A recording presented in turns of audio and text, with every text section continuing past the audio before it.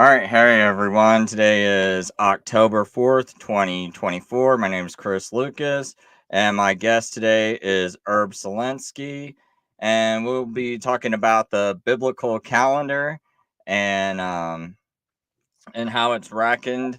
Um, so I guess we'll just jump right on into it. So, um, now, did you want to cover that point about what some of me and my community was talking about how I'm mistakenly, well, I don't know if it's a mistake or not, but how I said there's two New Years, and get into that a little bit, or The phrase New Year is not in the Bible. This is a made up phrase that people like to use uh, because it's tradition, modern tradition. Now, I want to make a distinction. First of all, the overall presentation is going to be talking about the calendar, but we're going to be talking about the calendar of the Bible. We're not talking about the modern Jewish calendar. The modern Jewish calendar is calculated, and they're following a calculation. They're not really following what the Bible says in any exact way. It's an approximation, a mathematical approximation, which uh, has a lot of problems in matching up with the Bible. Now, I'm not going to spend time today talking about how the modern Jewish calculated calendar works. I'm not going to talk about its origination, which is only about uh, started about the year 800. The modern calculated Jewish calendar actually started about the year 800. I don't want to go into the detail of that. We're talking really mostly about the Bible. And when we talk about the Bible, I like to mention the phrase biblical calendar, the calendar of the Bible. That's not the same as what we call the Jewish calendar. The Jewish calendar is calculated. We're not talking about that. We're going to talk, the distinction in the terminology is biblical calendar. That's what we're talking about today. We're not talking about the Jewish calendar, which is a calculated phenomenon. When all right, people speak about the Jewish New Year, they speak of Tishrei one, first day. First day. That's the first day of the seventh month. But that's according to modern Jewish terminology. The Bible does not call the New Year Tishrei 1. So we want to make a distinction between the Bible and Jewish tradition. Today, we are not talking about Jewish tradition. We're talking about the Bible and the biblical calendar. So we've got that clarified to some extent. Now, people generally who are listening to the show don't know anything about me. And so I felt it would be relevant to say a few words about myself, my upbringing, so you would know something about me. And I have on display a document that I wrote in a larger font so that you could all follow along with me, though I will from time to time improvise beyond what's written down, and I may even decide to skip certain pieces. We'll see how things go. Anyway, about myself.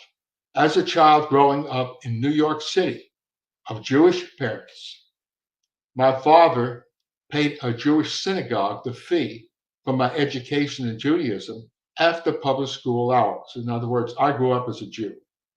I learned biblical Hebrew, not modern Israeli Hebrew, for 6 years, starting with reading and writing Hebrew. We also studied the history of Israel as given in the Bible and the mechanics of the modern calculated calendar. Eventually, I earned a master's degree in mathematics and took an interest in astronomy. Now, this background is all relevant to studying a biblical calendar because I learned Hebrew, so I could go into the Bible in Hebrew and have a deep understanding of certain Hebrew words. Also, when it's necessary, I look into lexicons and I went to libraries. We'll get to that in a moment. And mathematics is of value because in the study of the calendar, there is some mathematics, not so much when it comes to the Bible, but then there's also astronomy. I took an interest in astronomy. I even took a college class in astronomy. Okay. I made a decision to study the history of the calendar and how it originally worked. When I say originally, I mean from the days of Moses onward, and even back before him in the days of Noah. How the calendar, how it originally worked and I did that near the beginning of June in 1967 when I was 25 years old. I'm 82 years old now. And so just do a little subtraction, 57 years I've been continuing to study the calendar since I was 25 years old. And so it gives you an idea how much time I put into it. There was no single source in depth for information about the history of the calendar. In other words, I had to go to first encyclopedias, and then I had to go to libraries, and I'll get into that in a little bit. So I wanted to study the origination of the calendar and how the history of the calendar changed all through time. Encyclopedia articles were only partially in agreement with one another and did not cover the subject in depth. There were gaps in the written history of the calendar. My hunt began with the Bible and many university libraries, eventually visiting nearly 100 libraries.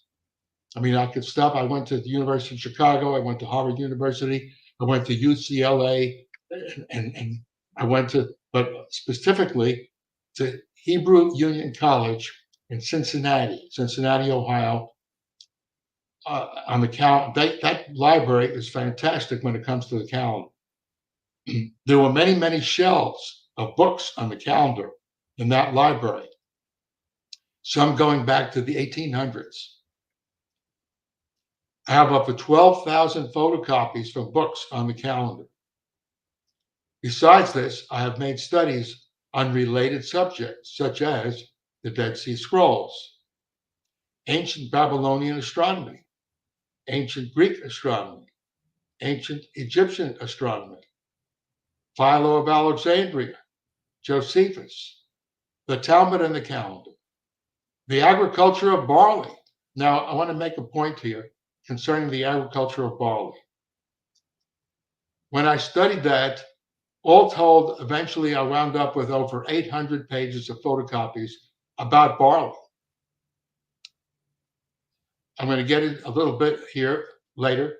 I visited a professor of the genetics of barley and wheat from an extension station at Texas A&M University, where he worked on an experimental farm where he had barley and wheat growing on the farm. And I walked into his office. I called him up in advance, find out if I'd be welcome. He said I would be. And I went into Dr. David Marshall. He was the professor at this experimental farm from Texas A&M University. He invited me in the office, and right away I told him my interest is wanting to understand agriculture and the Bible, specifically barley and the Bible. And so he was happy to help me because he had never before found anybody wanting to come into his office to discuss barley and the Bible. And he was all interested himself. And so he was eager to let me come into the office. And he allowed me to borrow about a dozen books from his shelf about barley that he had right in his office. So I had a very interesting time. This was way back in 1992 that I first visited his office. But he let me borrow the books and had a long discussion with him. He actually himself went to Egypt and visited some primitive farms in Egypt where they were growing barley. And he saw they used a sickle. He told me they used a primitive instrument, a sickle, to cut the barley themselves instead of using modern machinery. And he, through his own knowledge of examining the barley, he told me that it was about 30% moisture. So he told me about the barley that they were using in Egypt when he visited there. So I had a long discussion with him. He told me I ought to go to Texas A&M University Library and get more information, which I did. And so ultimately, I have over 800 pages of photocopies about barley. I got photocopied a lot of the pages from about a dozen books that he loaned me. And so I made it a key point because I had written, what I did is I went to there's a Sabbath Bible Society in the United States. They have a list of all of the Sabbath observing groups. And I wanted to find out any groups that were not using the modern Jewish calculated calendar. And I wrote to all of them were not. And several of them, ones that I wrote to, were using Barley for the calendar. And I wrote to all of them to get information on why they used Barley, any reasoning they used for it. And my studies studied the history of the Karaites, because the Karaites in their history used Barley. And so I have altogether probably about 600 pages about the Karaites. I'm not even counting that as part of my studies on Barley. I studied every book I could find about the Karaites. I bought one used in very good condition. And so I made it a deep study about the Karaites and their history and their use of Barley. And so Barley, the history of Barley, all of the Sabbath observing groups that use Barley, I got information from all of them. See, when I began studying the calendar in 1967, I did not have a preconceived notion. I did not have any hard and fast ideas in my mind of how the calendar originally worked. I was open. I wanted to find out every idea that was out there without prejudice. I wanted to find out what people were doing without prejudice. And I wanted to look into the reasoning that they used. And I purposely did not want to develop any hard and fast idea until I can get all the information, compare it, look at all the pros and the cons, and then see if I could make up my mind with a confidence. So that was my approach. So let me continue over here. I have over 12,000 photocopies from books on the calendar. And then besides that, I was going through all of these other things. I got up to this point, agriculture of barley, including its growth in Israel and Egypt, the history of the Karaites, how key words and verses in the Hebrew were translated by ancient versions, the Septuagint, the Syriac Peshitta, Jerome's Latin Vulgate. When I began to study the calendar, I did not know whether I would ever come to a conclusion about how the calendar originally worked. I didn't know if I was going to come to a conclusion. All I knew is I was going to study it and see what I could find out. I did not have any preconceived ideas and kept myself from having any firm conclusion until after I would gather all viewpoints and compare the reasoning for and against each viewpoint. From the Bible Sabbath Association, I found several Sabbath observing groups that were using a calendar different from the modern calculated Jewish calendar, and wrote to them all for whatever they could supply in favor of the view they held on the calendar. Most of the information I got from what are called sacred name groups. People like to say Yahweh and Yeshua or Yahshua. There's different pronunciations people have. And so several of these organizations to which I got information were using barley to determine the first month of the year. So I sought to understand the reasoning they used for this. And I got all of their literature. I also found several books and journal articles on the Karaites and their use of barley. I considered all these viewpoints before I arrived at a decision. I met with David Marshall, a professor of barley and wheat genetics, in his office near experimental houses at an extension of Texas A&M University to discuss barley and his travels to different regions.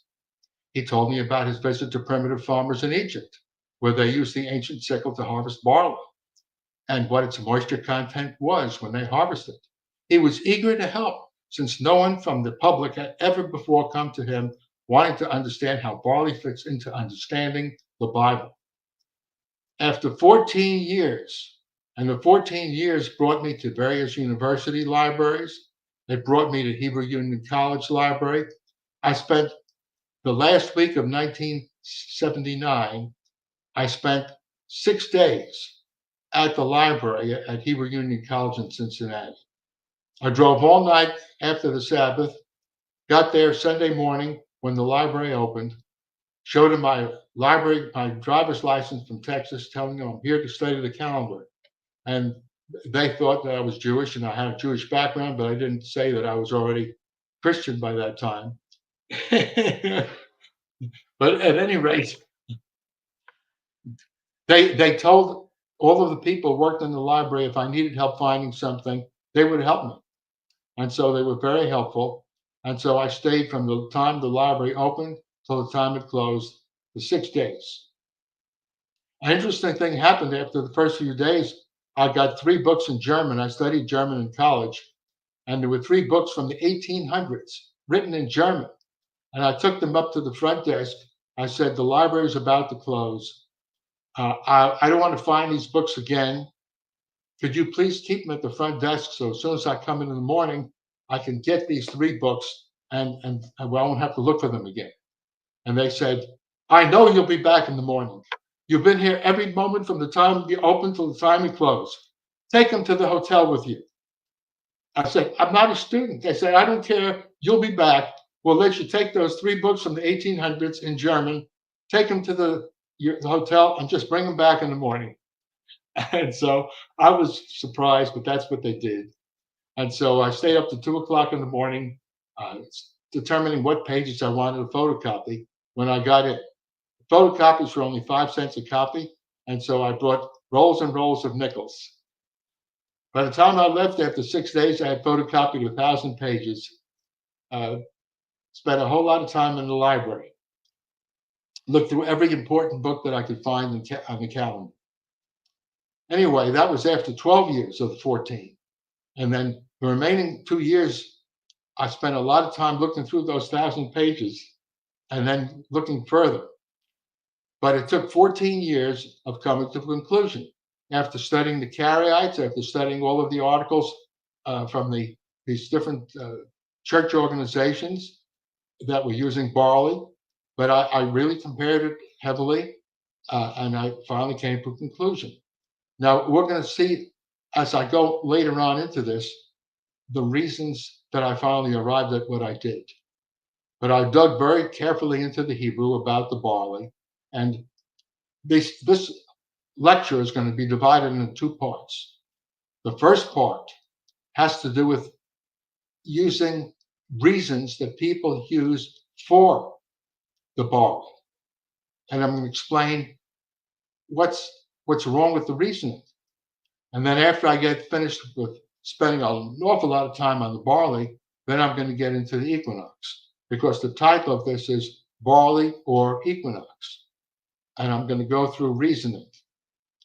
So, continuing now, after 14 years of collecting information and comparing viewpoints, I did reach a conclusion, but I continued to search and discuss the issues with others until today, and was eager to patiently listen to others through the years. In other words, when I heard somebody wanting to promote a viewpoint on the calendar, I didn't interrupt the person. I listened at length and length and length until they got finished, and then I asked questions. It was a couple of years ago, somebody gave a lecture using the barley for 2 hours, and I listened.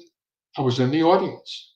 But the person who was invited to speak on the barley, using the barley for 2 hours, that person had to agree to stay there and answer any questions from the audience after he got finished. And I had written down 14 things that he said that I didn't agree with. And I asked him 14 questions, and he couldn't really answer them. But anyway, I just want to say that I try to be thorough. Even today, I listen to people talk about it. Many readers may be in a hurry to know my conclusion, but I don't want to spend time talking about my conclusion. You'll see it when I get to that. I'm going to skip over a little bit here.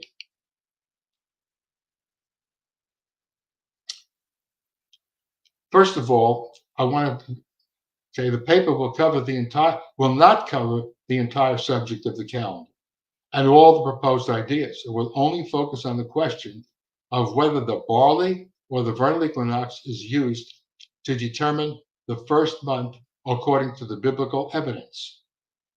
Many discussions relating to the barley are discussed in more detail in the paper Barley and Calendar, available on the website biblicalcalendar.org. That's a website that my son has actually maintained for me, though I occasionally give him updates of things to put on that website. I give him the documents and he puts it on the website. It's biblicalcalendar.org. And the paper, Barley and Calendar, is over 100 pages on that subject.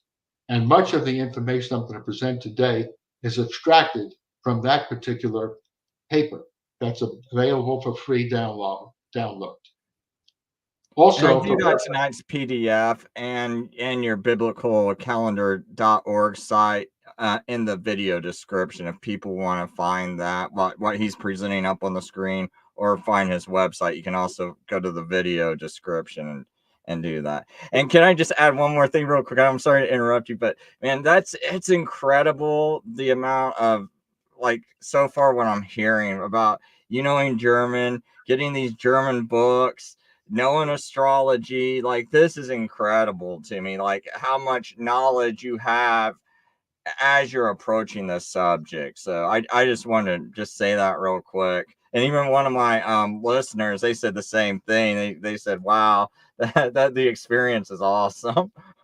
So just wanted to throw that in there. So well, I started this in 1967, and in the summertime, when I went back to visit my parents in New York City, I went to a Jewish bookstore in downtown New York City, and I bought 4 books on the calendar.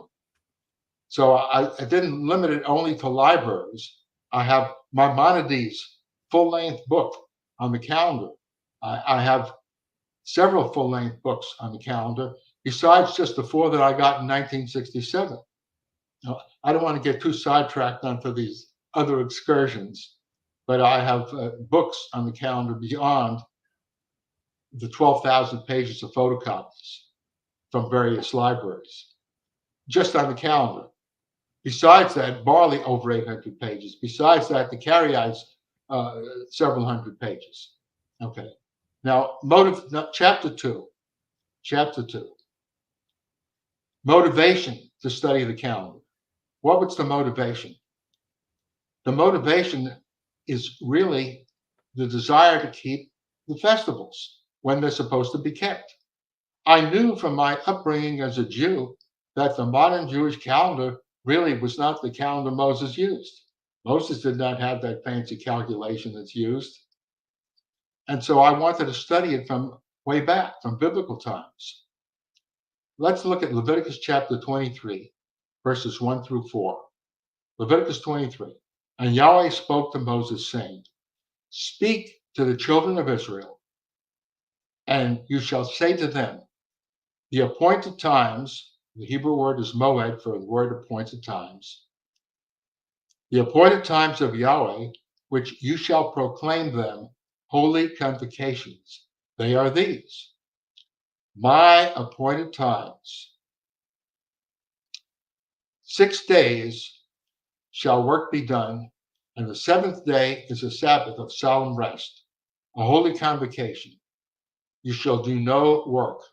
It is a Sabbath to Yahweh in all your dwellings. Now, verse 4 is the key verse. It is the key verse, the reason I'm reading these 4 verses. These are the appointed times of Yahweh, which you shall proclaim them at their appointed time.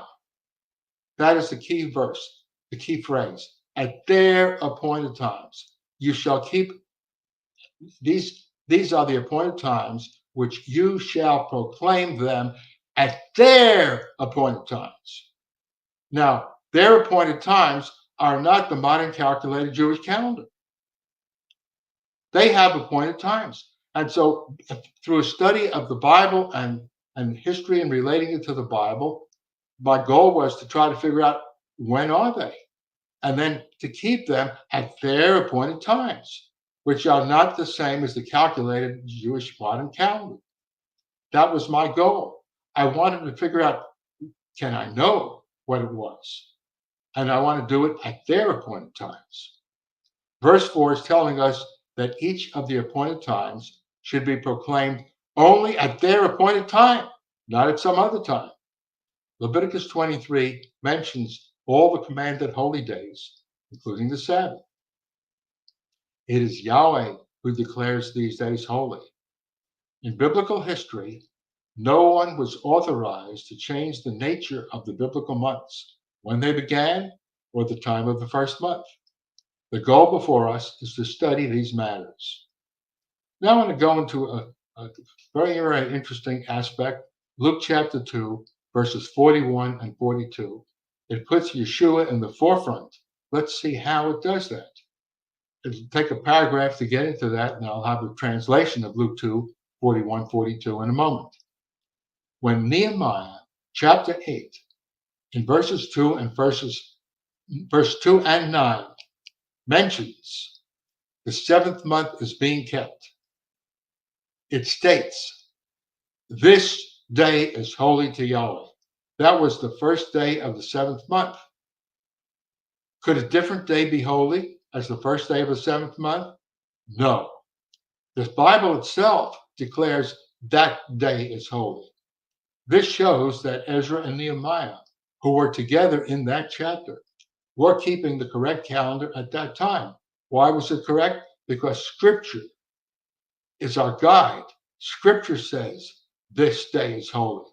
So Scripture declares that that particular first day of the seventh month that Ezra and Nehemiah were keeping in Jerusalem after they came back from Babylon, that was holy.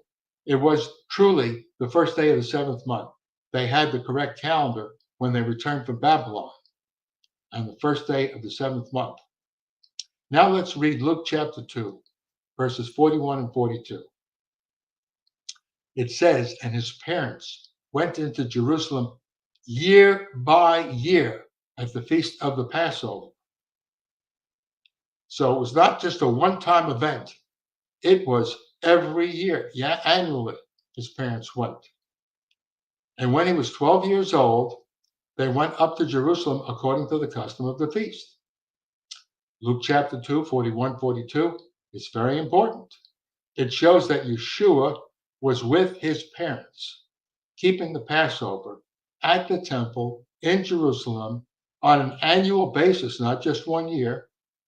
And Christians believe that Yeshua never sinned, so that he was keeping the correct festival dates and therefore the correct calendar controlled by the priests in the early first century of the calendar. In the early first century, it may be noted, now that, in other words, the calendar being kept at the temple in the first century had to be correct because Yeshua was there himself. He never sinned. He kept the correct festivals. And since he did, and he was celebrated at the temple controlled by the priesthood, we're going to get into that a little bit later, but not too much detail here. The important point is, in the early first century, since he never sinned and he was keeping it annually at the temple calendar in the first century was correct. Now, I'm going to get just a moment ahead of myself. The very last chapter of this whole document is devoted to the culture of the first century. I'm not going to go into detail now. Get down to the last chapter. We'll see how that relates to it. Because I'll give you a heads up for a moment. It was roughly about the year 270 BC, that the translation of the Septuagint was made from the Hebrew into the Greek. And the reason why they had to do that for the Jews that lived in Alexandria, Egypt, it is because the Jews that moved over there, the common language when they got there was Greek. And because they were living in a Greek land, they adopted the Greek language in Alexandria, Egypt, and they wanted to study the Bible, but they lost the knowledge of Hebrew. So they had to translate the Bible from Hebrew into Greek, and that's called the Septuagint. And we're going to discuss what the Septuagint says about Aviv, what the Septuagint says about barley. And we're going to discuss that in the very last chapter. And it's going to tell us something about the culture of the first century because of what the translators of the Septuagint knew or did not know about barley and about Abib. We're going to get there. That's the last chapter, but it's going to tell us about the first century. That's a very interesting thing. So we're going to learn about first century culture through the Septuagint. That's splitting your interest for later. All right. The priesthood maintained the calendar in Jerusalem since the days of Ezra and Nehemiah, because when Ezra returned, the priesthood was reestablished under his direction, and the priesthood was kept all the way from Ezra and Nehemiah's day into the first century. And it was their responsibility to maintain the calendar. And there was never a dispute among the priesthood about the calendar.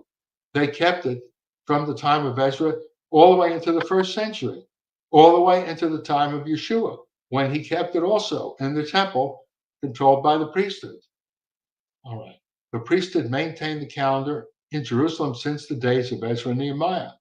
This would have agreed with the first century priests when Luke 2:41-42 is recorded. The calendar used by Ezra and Nehemiah, which contained, this is an interesting point, we're going to discuss this later in great detail. The calendar used by Ezra and Nehemiah, which contained Babylonian month names. See, we speak of Nisan, we speak of Tishrei. Where do those names come from? They came from the Babylonian calendar. Why? We're going to get into that in detail after a while. They contained Babylonian month names. That was also used in Esther, the book of Esther, and in the book of Zechariah, which contained Babylonian month names. Esther, chapter 9, mentions the Feast of Purim to be kept annually in the month of Adar, a Babylonian month name.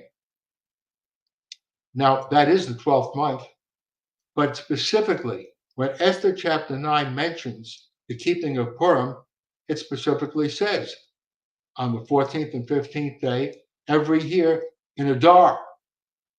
It says in Adar. What is Adar? It's the 12th month, and it's the 12th month in the Jewish calendar. It's also the 12th month in the Babylonian calendar. Now, when the Jews lived in Babylon, they adopted the Babylonian calendar month names in their calendar, but if they were not the same months, there would have been confusion for them to use the month names. The Jews would never have wanted to use the same month names as the Babylonians if there was a discrepancy in what they were doing. We're going to get into that later on, even in more detail. But they adopted the Babylonian month names because they were in agreement with the calendar that they were using. It may seem mysterious, but we'll get into that a little later in more detail. Now, chapter 4, appointed times are known from light bearers. Most translations don't have it right, but there are a couple of translations and Jewish commentaries that do have it right. And this is going to be a very literal translation out of the Hebrew. The translations that are here are my translations, but they're very literal translations from the Hebrew. Below, notice Strong's number 3974 with the Hebrew ma'or, meaning light bearer, not merely light, which is the Hebrew or. The Hebrew word or is translated light, many places in the Old Testament. And most translations, even in Genesis 1:14, translated light. But that's not the word or in there, it's ma'or. And ma'or does not actually mean light, it means light bearer. It means light bearer, even though most translations do not translate it correctly that way. They should call it light bearer, they just say light.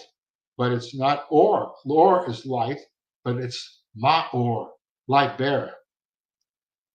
This is an important distinction because it places the focus on the actual heavenly bodies as time markers, not merely the fact that they give light. Genesis 1:14 says, and the Almighty said, let there be light bearers. That's Strong's number 3974. It's not the word for light. is the word ma'or, it's light bearers. Let there be light bearers in the expanse of the heavens to separate between the daytime and the night. Let them be for signs and for appointed times and for days and years. Genesis 1:15. And let them be for light bearers in the expanse of the heavens to give light on the earth. And it was so. And the Almighty made the two great light bearers, the greater light bearer to rule the daytime, and the lesser light bearer to rule the night. And he made the stars, and I added in square brackets, to rule the night.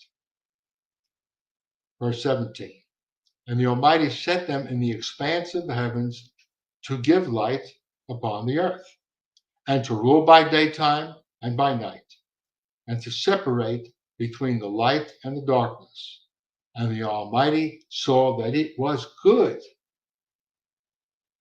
In verse 15, the word them refers back to the subject in verse 14, namely the light bearers.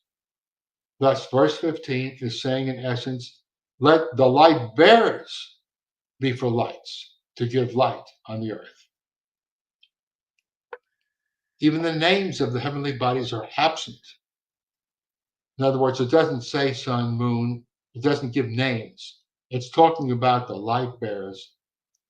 The names of them are absent to put emphasis on the light-bearing purpose and mission of these heavenly bodies to fulfill the need to determine signs, appointed times, days, and years. The triply emphasized mission of light from the heavenly bodies in verses 14, 15, to give light, to determine appointed times. That's festivals and Sabbath. And years, because the last word of verse 14 is years, must be given its appropriate place in thought and use. Specifically, verse 15 says, to give light. And thus it is the giving of light by the light bearers. That is the key principle. We must not lose sight of the light bearers. Now, Nehemiah 8, verse 2 says this, and Ezra the priest brought the law before the assembly of men and women, and all who could hear with understanding on the first day of the 7th month.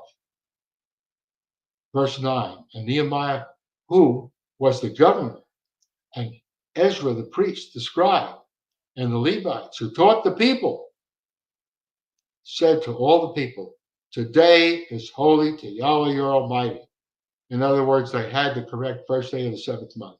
They knew the calendar, they had it correctly, and the priesthood taught the people from this day on into the 1st century. Since the day that is stated to be the first day of the 7th month is definitely declared to be holy, it must have been determined correctly, and thus this was after the return from exile under Ezra and Nehemiah. Hence, they could not have adopted a pagan sacrifice, contrary to what was correct under the law as taught by Moses. The Aaronic priesthood had the proper pattern to determine the start of a month, set in motion from this day onward, down through later centuries, until the temple was destroyed in 70 CE. And there is no known time during which the priesthood is thought to have any significant doctrinal differences in its own ranks during this period for this purpose.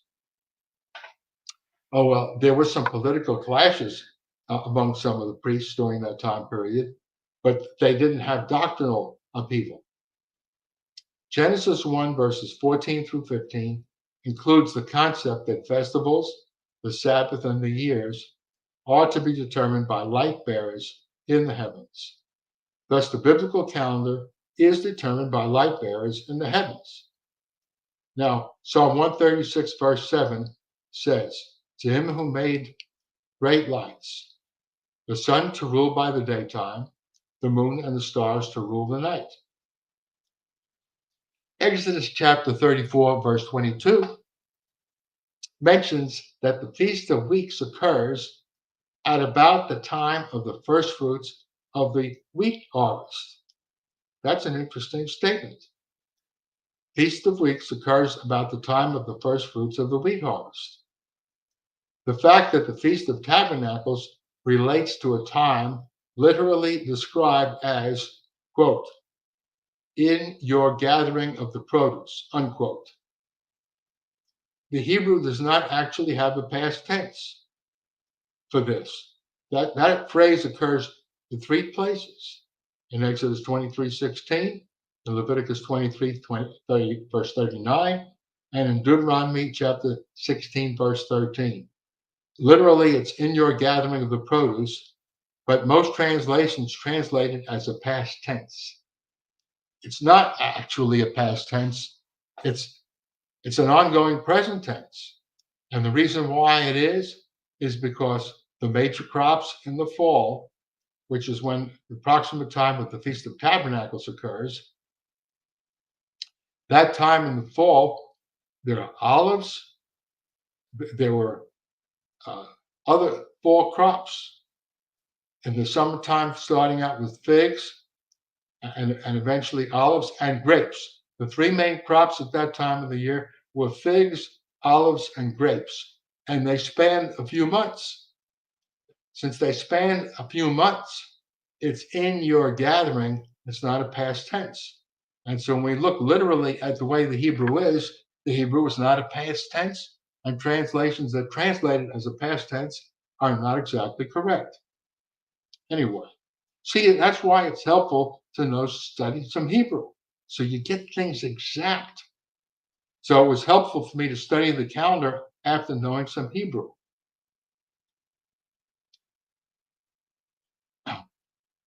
Now, the interesting thing is, it shows that the agricultural year has to approximate the biblical year, or the biblical year has to approximate the agricultural year. They do have to be approximately equal. Hence, the length of the year in Genesis 1:14 must have the long-term average. This is an important phrase, long-term average. That's why it's in italics, of the agricultural year, which approximates the tropical year of 365.244, 24.242 days. That's an exact year, solar year. But the calendar is based upon lunar months, not a solar year.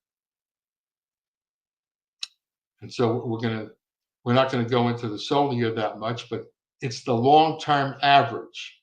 The long-term average of the agricultural year is the 365 and a quarter day year.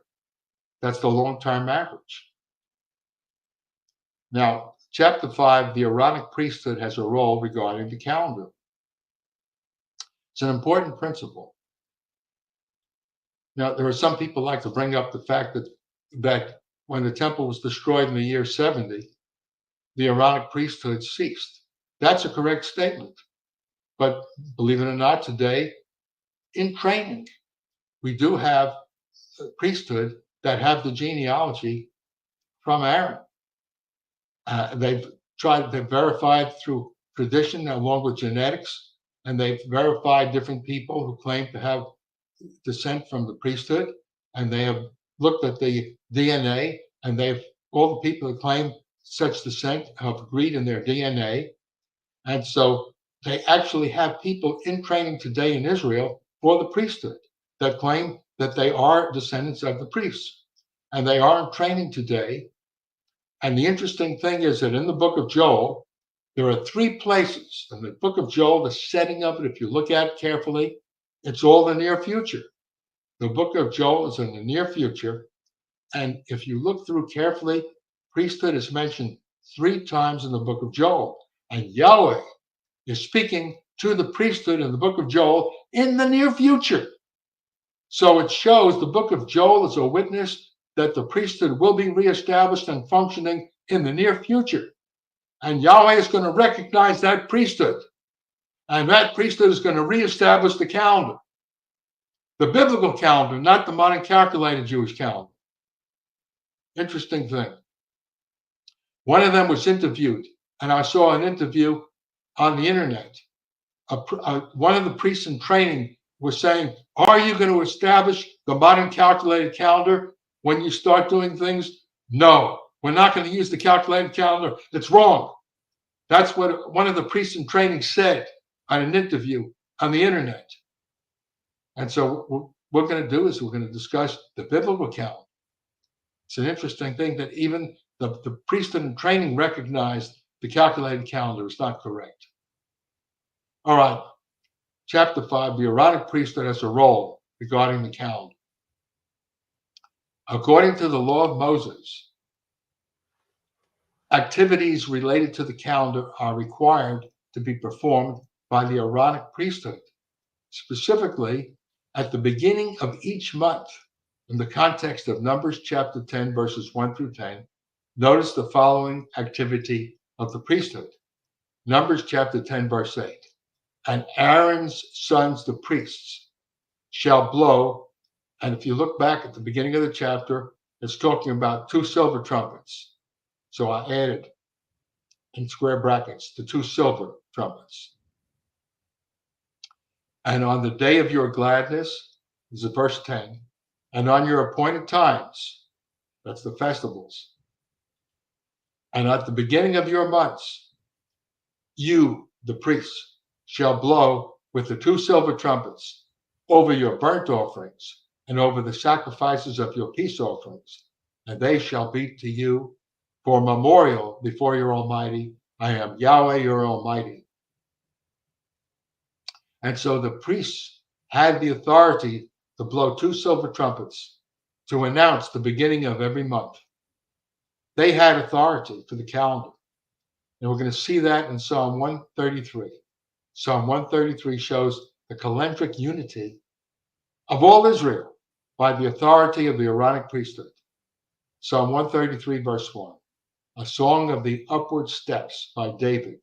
Behold how good and how pleasant it is, the dwelling of brothers. Yes, indeed, in unity. Unity is what this is about. In unity, to dwell in unity. Verse 2. It is like the good oil upon the head, descending upon the beard. Aaron's beard. See, Aaron was the first high priest. Oil upon Aaron's beard, descending upon the edge of his garments, like the dew of Hermon. Mount Hermon is the tallest mountain in Israel. It's a little over 7,000 feet high, Mount Hermon. Like the dew of Hermon, descending upon the mountains of Zion, because there Yahweh commanded the blessing of life forever. That's Psalm 133. To speak of the pleasantness and unity, as seen in verse 1, implies a mental peace that could only come by willing agreement with the decision of the priesthood. Aaron's beard and the oil upon Aaron's beard represents the anointing of the priesthood with holy oil, giving them the responsibility of the calendar. When the temple was destroyed in the year 70, that disrupted the calendar. And what happened was when the priesthood lost authority, the Pharisees took over, and the Pharisees corrupted the calendar. Anyway, if knowledge to achieve spiritual unity is attained, it should produce uniformity in recognizing the days of holy convocation, the appointed times. Also, as seen above, 2 priests were required to blow 2 silver trumpets on the new moons. Through the symbol of oil, Psalm 133, verse 2 shows calendric unity through the authority of the Aaronic priesthood. Verse 1 shows unity is good and pleasant. Now, Numbers 35, verse 7 shows that the Levites were given 48 cities in Israel in which to live. Since the priests were Levites and their residence was in Israel, the new month should be based upon observation within Israel. The declaration of blowing the 2 silver trumpets was to be in Israel. And it was to be done by the priests, and the priests were to dwell in Israel. They had 48 cities in Israel. And so that's where they declared the calendar from, And that's where the new moon should be sighted from Israel, where the priesthood was commanded to dwell. They were to announce it. We don't blow two trumpets here in the United States. We don't blow two trumpets in Siberia. We blow two trumpets where the priesthood is in training. That's when we done again, when they come out of training and start to blow the trumpets again, which they will do. Positive evidence that calendric unity was only to be achieved through the authority of the Aaronic priesthood does exist in Psalm 133. In that psalm, the unity of the brethren was to be achieved through the symbolism of the anointing oil upon Aaron's beard, which is bestowing of authority upon the priesthood to bring about unity. Even we read in chapter 8 of Nehemiah that the Levites taught the people. The Aaronic priesthood blew the two silver trumpets to officially declare that a new month had begun. The priesthood had no authority to change the calendar. They had the authority to maintain the way it was from the days of Moses onward, from the days of Ezra and Nehemiah onward, but they did not have the authority to change it. And they didn't change it up until the temple was destroyed. And they didn't change it themselves. It was the Pharisees that changed it later. Chapter 6. The first month correlates with standing ears of barley. We're going to see how that happens.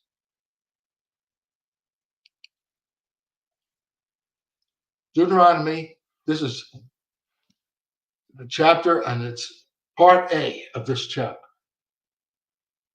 We're going to discuss Deuteronomy chapter 16, verses 9 and 10, and how it relates to Leviticus 23, verses 9 and 10, which discuss the wave sheaf offering.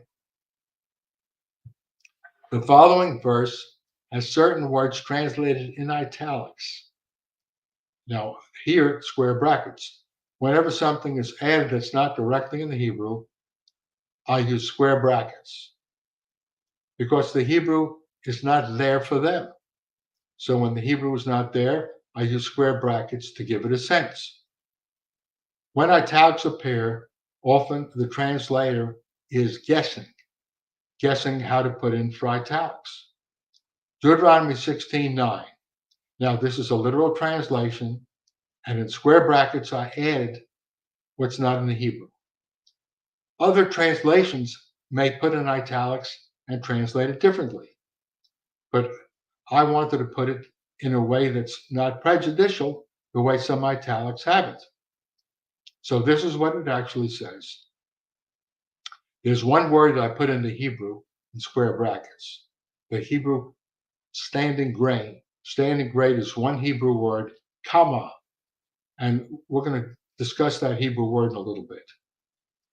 Deuteronomy 16:9 says this: 7 weeks you shall count for yourself from about the time you begin to put the sickle to standing grain.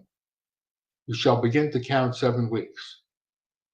Kama is the Hebrew word, the Strong's number 7054, the standing grain. After mentioning the 7 days of unleavened bread in Leviticus 23, verses 6 through 8, verses 9 through 16, that's in Leviticus, pertain to a commanded ceremony involving the Israelites along with the priesthood that is often called the wave sheaf offering. Verse 16 mentions an inclusive count of 50 days from the day of this wave sheaf offering, and verse 21 declares this 50th day to be a day of holy convocation. Deuteronomy 16, verses 9 and 10 mentions a count of 7 weeks, which is 49 days,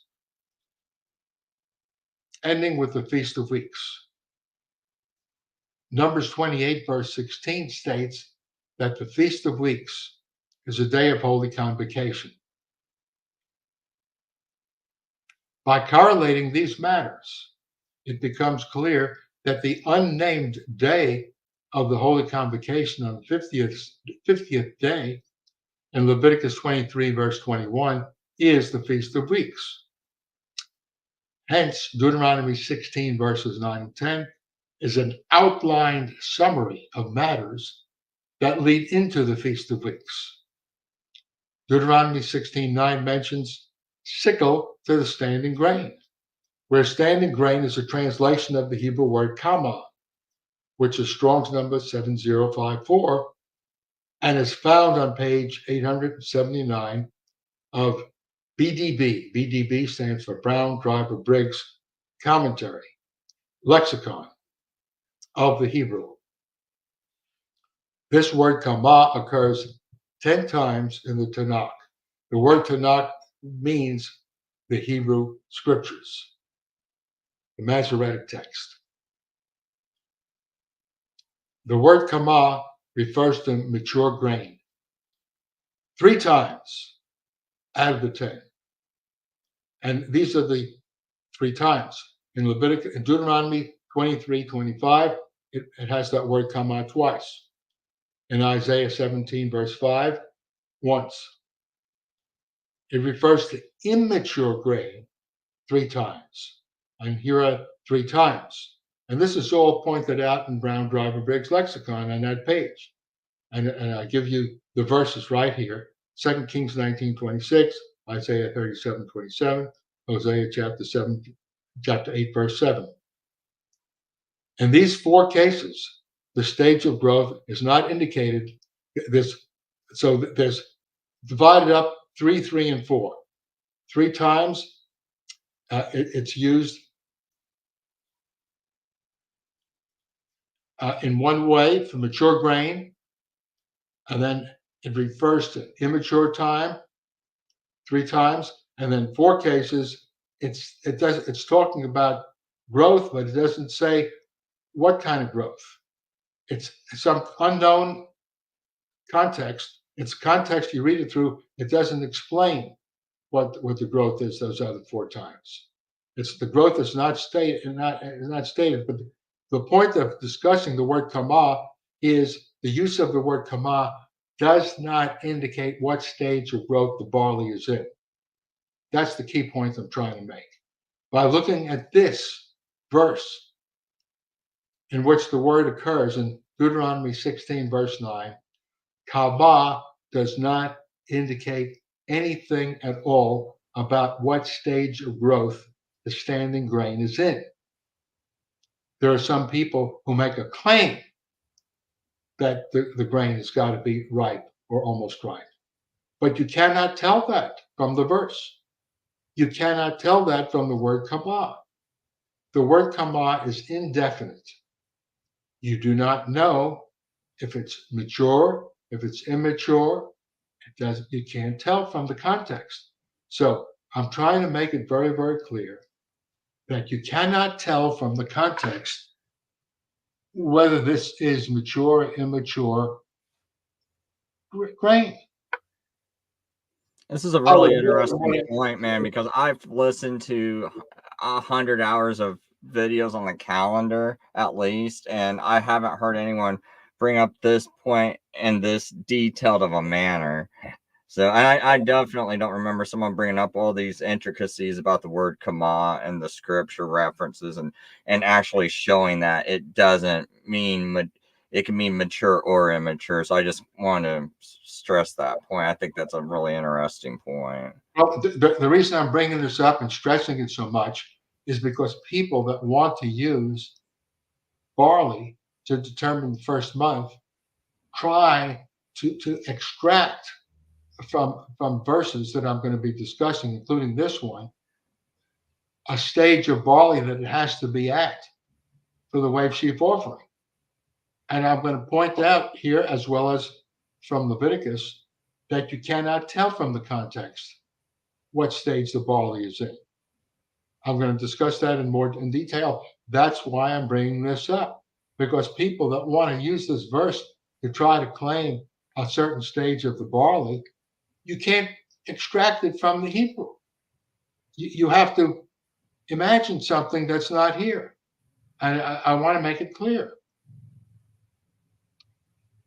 Continuing now here, Deuteronomy 16:9 mentions sickle to the standing grain, where standing grain is a translation of the Hebrew word kamah, which is Strong's number 7054. And I went through. I don't want to keep belaboring the point. Let me continue on. This cutting may simply be a ceremonial matter to satisfy the legal requirement by Leviticus 23, verse 10. It says you should hand the sheaf to the priest. That is a ceremony called the wave sheaf offering, discussed in Leviticus 23, verses 9 through 15. It's a ceremony. And Deuteronomy 16:9 is a reference to the ceremony. You're supposed to cut a sheaf. And the more detail is in Leviticus 23. It's only stated very, very concisely and briefly in Deuteronomy 16:9. So you have this next point you're about ready to make is going to be really good. I can't wait for this next point. I'm reading ahead a little bit, but I love this next point. All right. So I'm saying this cutting may simply be a ceremonial matter to satisfy the legal requirement by Leviticus 23:10, giving the sheaf to the priest.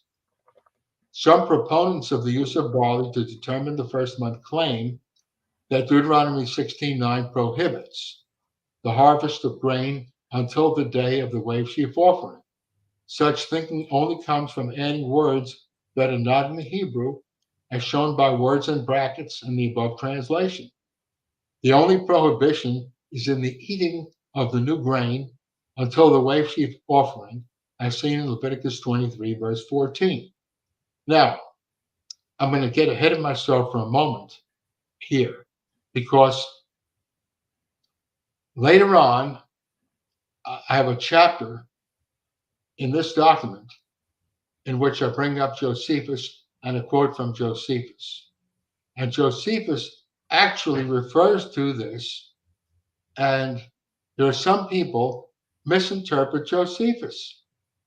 And that's why I've got a chapter on Josephus. Later on, I'm going to quote from a Jewish translation of, it's not really a Jewish translation. The author of the translation is Jewish. He's one of the leading authorities of Josephus, one of the top 5 authorities on Josephus. He wrote more commentaries on Josephus than anybody else. His name is Louis Feldman. And I'm going to be quoting from him about what Josephus wrote in chapter 11 about this. And some people misquote Josephus. They misunderstand Josephus. And I'm going to get into that later on. So we're back here. Yeah, can I just go over this one really good point you made? You said the only prohibition is in the eating of the new grain until the wave sheaf offering, as seen in Leviticus 23:14. That's really important to me because I was not aware of that. So I just kind of wanted to re-stress that for other people. Right. The Leviticus, there's no prohibition against harvesting. All harvesting you want, but you're not supposed to eat it. The prohibition is against the harvesting.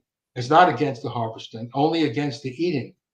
There's nothing in Deuteronomy 16:9 that prohibits harvesting before the wave sheaf offering. Nothing in the wave sheaf offering that prohibits harvesting. But the prohibitions is against eating of it, not harvesting. Okay, part B of this chapter. Discussion about Leviticus 23, verse 25. And the reason we're discussing it is because it has the word kamah. It's an interesting word. We brought it up because it's standing grain. So I'm going to take a little bit of liberty here. We're going to go through Leviticus 23, 25 that has the word kamah twice. Interesting commandment. When you go into the standing grain kamah of your neighbor, then you may pluck the ears, and the word for ears is melilot, with your hand, but you shall not put the sickle on the standing grain, This is not having anything to do with the wave sheaf offering, has nothing to do with specifically necessarily the first month. This has to do with when you go into your neighbor to pluck some grain out of your neighbor's crop.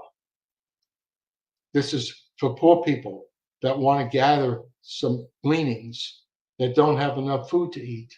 This is a commandment to allow a neighbor to come into your and gather some food to eat when he's hungry. That's just what this is about. So when you go into the standing grain of your neighbor, you may pluck the ears with your hand, but you shall not put the sickle on the standing grain of your neighbor. It is instructive to note the context of Kamah in Deuteronomy 23:25, which also contains the same word for sickle, although the entire phrase is not identical to the Hebrew in Deuteronomy 16:9. See, both mention the word sickle, both mention kamah. In Deuteronomy 23:25, kamah refers to mature grain, but examples do show that this word can refer to immature grain. The conclusion is that the context of Deuteronomy 16:9 does not identify any specific stage or growth of the standing grain. It does not even specify that the grain is barley. Now let us go deeper into Deuteronomy 23:25 and Melilot. Since we're there, I don't want to leave something unturned, so I might as well discuss it a little bit more detail. In Deuteronomy 23:25 above, the translation ears is given for Melilot, and this is the only place in the Tanakh, that means the whole Hebrew Bible, where the Hebrew word Melilot occurs. This sole context does not precisely determine its meaning. This word also occurs once in the Dead Sea Scrolls, where it is mentioned on page 103 of DCH. DCH is another lexicon. It's an 8-volume lexicon of the Hebrew language. It stands for the Dictionary of Classical Hebrew, DCH, and volume 1 of the 8 volumes, which is when Aviv is the subject. And on page 300 of DCH, volume 5, when Melilot is the subject. The translation from the Temple Scroll, that's in the Dead Sea Scrolls. It's abbreviated 11QT, chapter 19, verse 7, that is given by DCH, that's a Dictionary of Classical Hebrew, is, quote, new bread made of ears of various cereals. The word melilot is used here for ears. Here, well, ears, no, I take it back. Listen. Here, ears is the plural of aviv. In other words, usually the word aviv just means ear or ears, but in this particular case, it's the plural of aviv. Aviv is the word used, month of aviv, month of the aviv. And various cereals is the translation melilot. The word various cereals is the translation of melilot. In my opinion, this translation would be more plausible if the word various was also in parentheses, because the Hebrew shows nothing for it. Another problem with this translation is that it omits providing for the Hebrew word and. The actual expression in the Hebrew word order in 11QT is shown partially translated in the literal quote, bread nu avivot and melilot. That's what it says in the Hebrew from the Dead Sea Scrolls. Bread, nu, aviv in the plural, and melilot in the plural. This might mean new bread made of ears and kernels. Where ears refers to what would be ground into flour, and kernels refers to whole unbroken ears left intact, baked in the bread. Whole ears baked in the bread. This seems rational because Deuteronomy 23:25, the item is eaten whole rather than otherwise. Anyway, in Deuteronomy 23:25 above, when people pluck growing ears from stalks, they attempt to rub off the outer husks from the ears after picking. They cannot tell in advance whether the ears are almost empty, almost full, or full. In other words, they want to pluck the ears, they have to pull it and then rub the outer husk off. Only after they rub the outer husk off can they put it in their mouth, because the outer husk is hairy and it's unpleasant to put the outer husk in your mouth. So you have to rub it in your hands and then take the whatever grain could be there after you rub off the outer husk and then put it in your mouth. Until they rub off the husk, they can't tell if it's nearly empty, if it's full, or whatever. Therefore, it's not likely that Mali Lot refers to some particular stage of fullness. It could be one way or the other. You don't know until you rub it in your hands and see what's there. Get the outer husk off. A different word, namely Malayot, having Strong's number 4392, is a plural noun form of the adjective Malay. And this plural noun occurs in Genesis 41:7 and verse 22. And it means full ones, referring to full ears of grain. The fact that this different word means full is the second reason why it is very doubtful that Malilot means full. On page 376 of Weaver's 1995, and this reference will be found in Barley and Calendar. As I said, on that website, Barley and Calendar has all of these references in alphabetical order.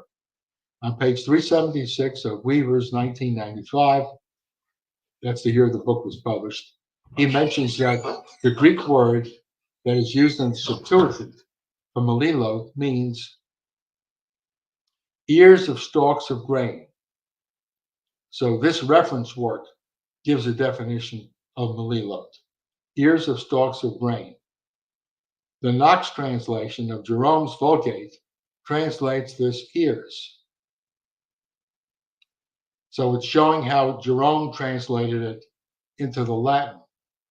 Here, Jerome disagreed with the rabbinic texts on the meaning of the rabbinic texts that give the meaning. Sometimes rabbinic texts that were written a few hundred years after the first century guess at the meaning of certain words, and their guess is not correct. Okay, we're up to point number C. Barley is involved in the wave sheaf offering. We're going to see why that has to be.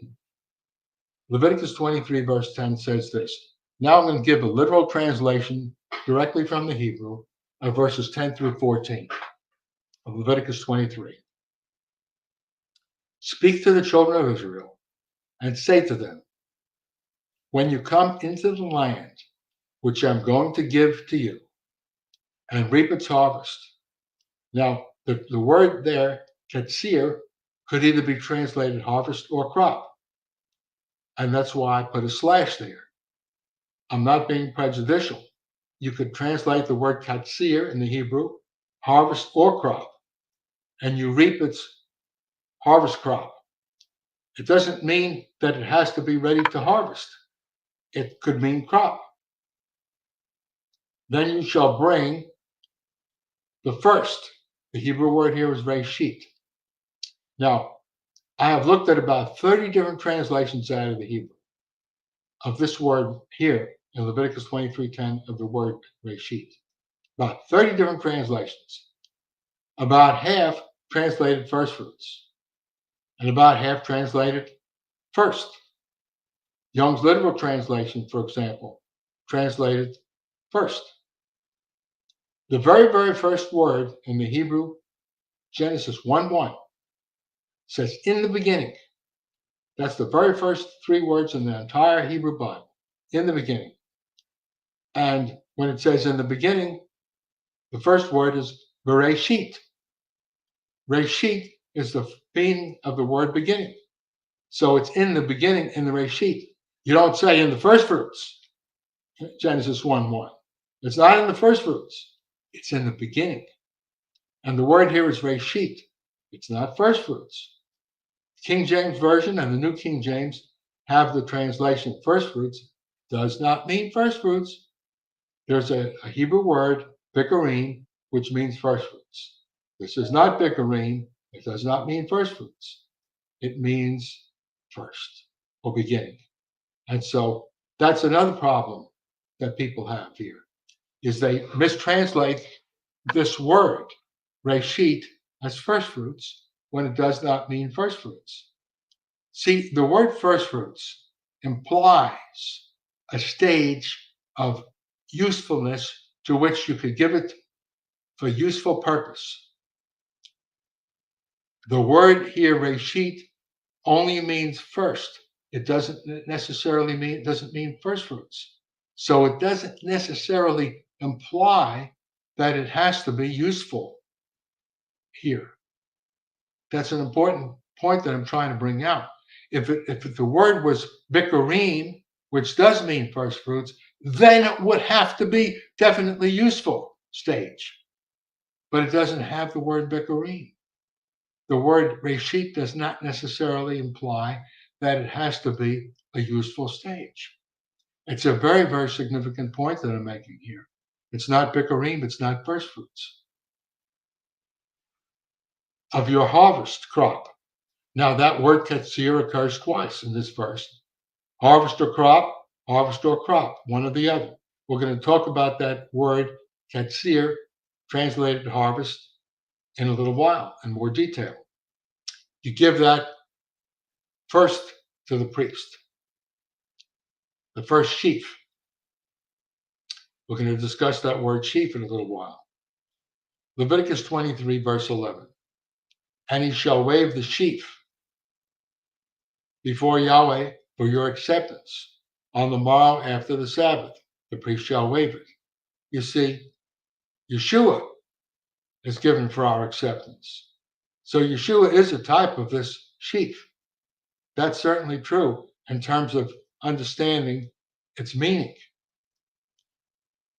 The sheaf is given for our acceptance, and Yeshua accepts us when we repent. So it's an interesting meaning that you could put in here.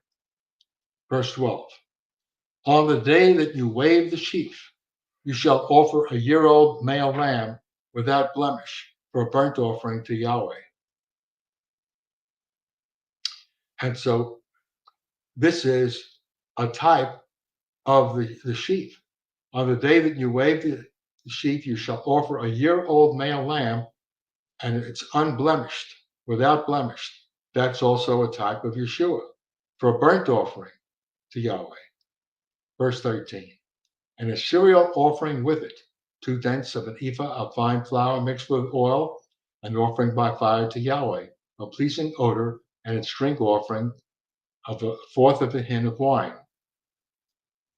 You shall eat, it says you shall not eat roasted or parched grain, nor fresh grain until the same day, until you have brought the offering of your Almighty.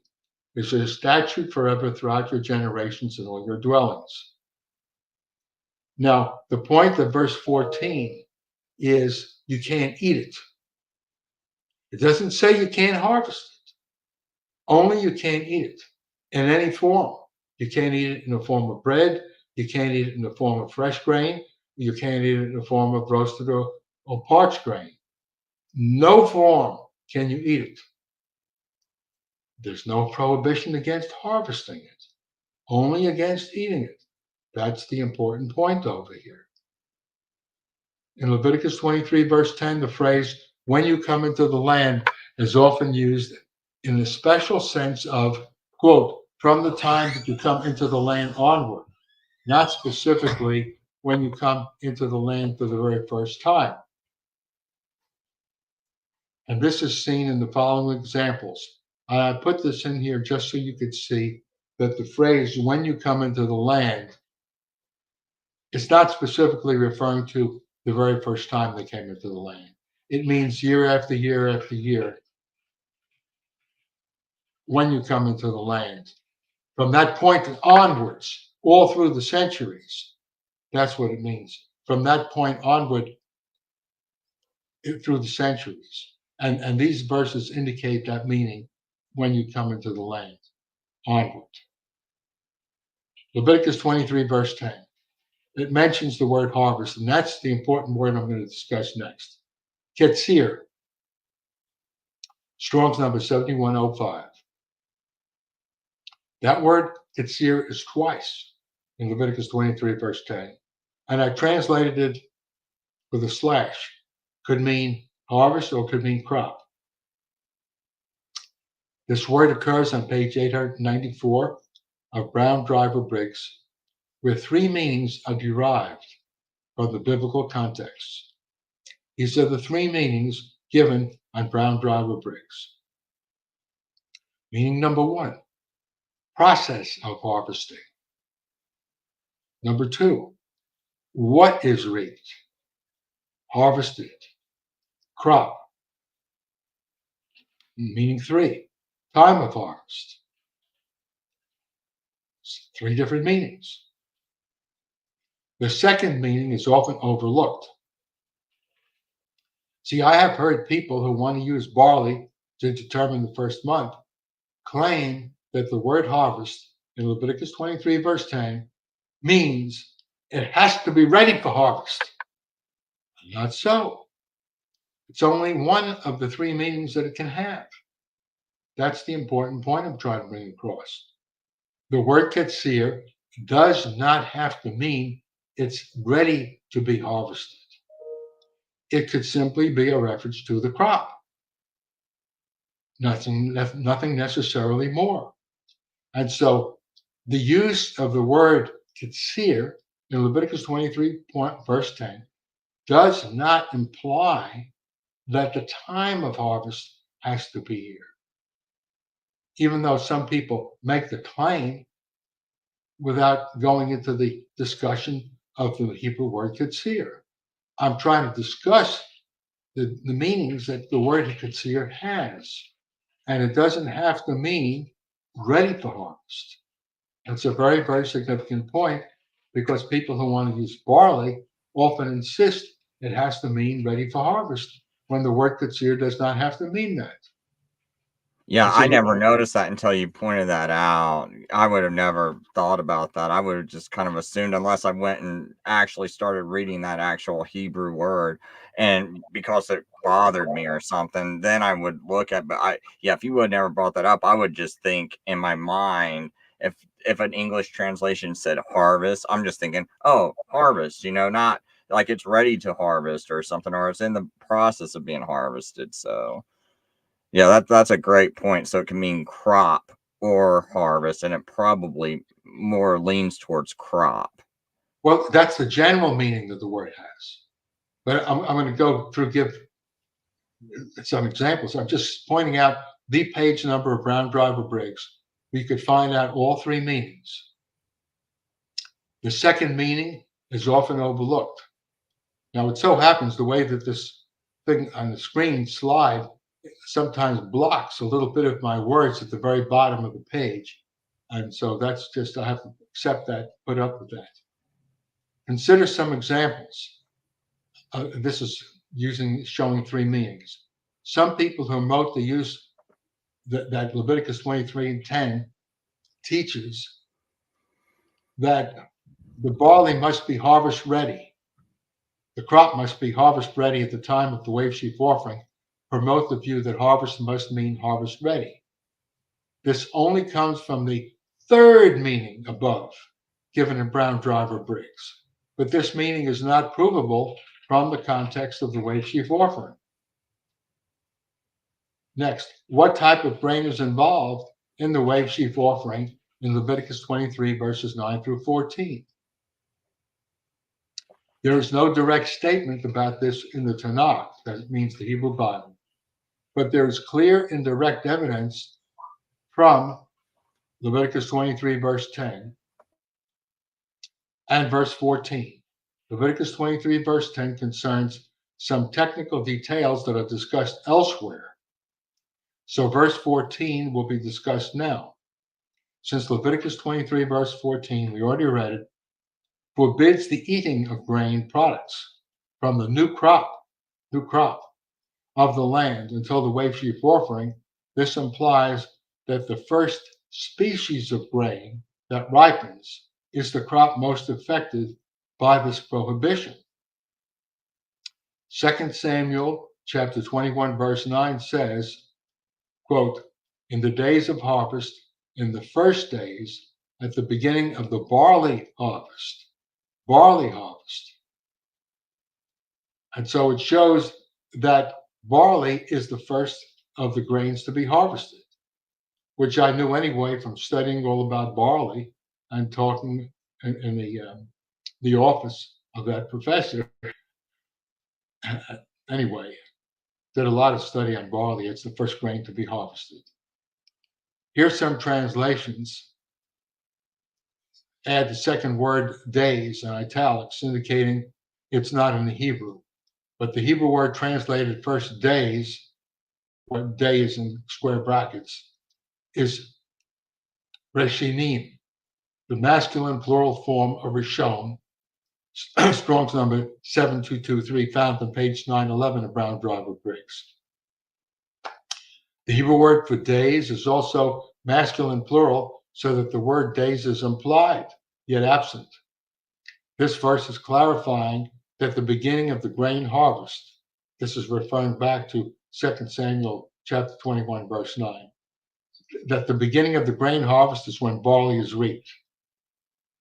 The beginning of the grain harvest. So it points out barley is the first grain, and since this wave sheaf offering is the first of what could be eaten, this is indirect proof that it must be barley, even though the word barley is not there in Leviticus 23.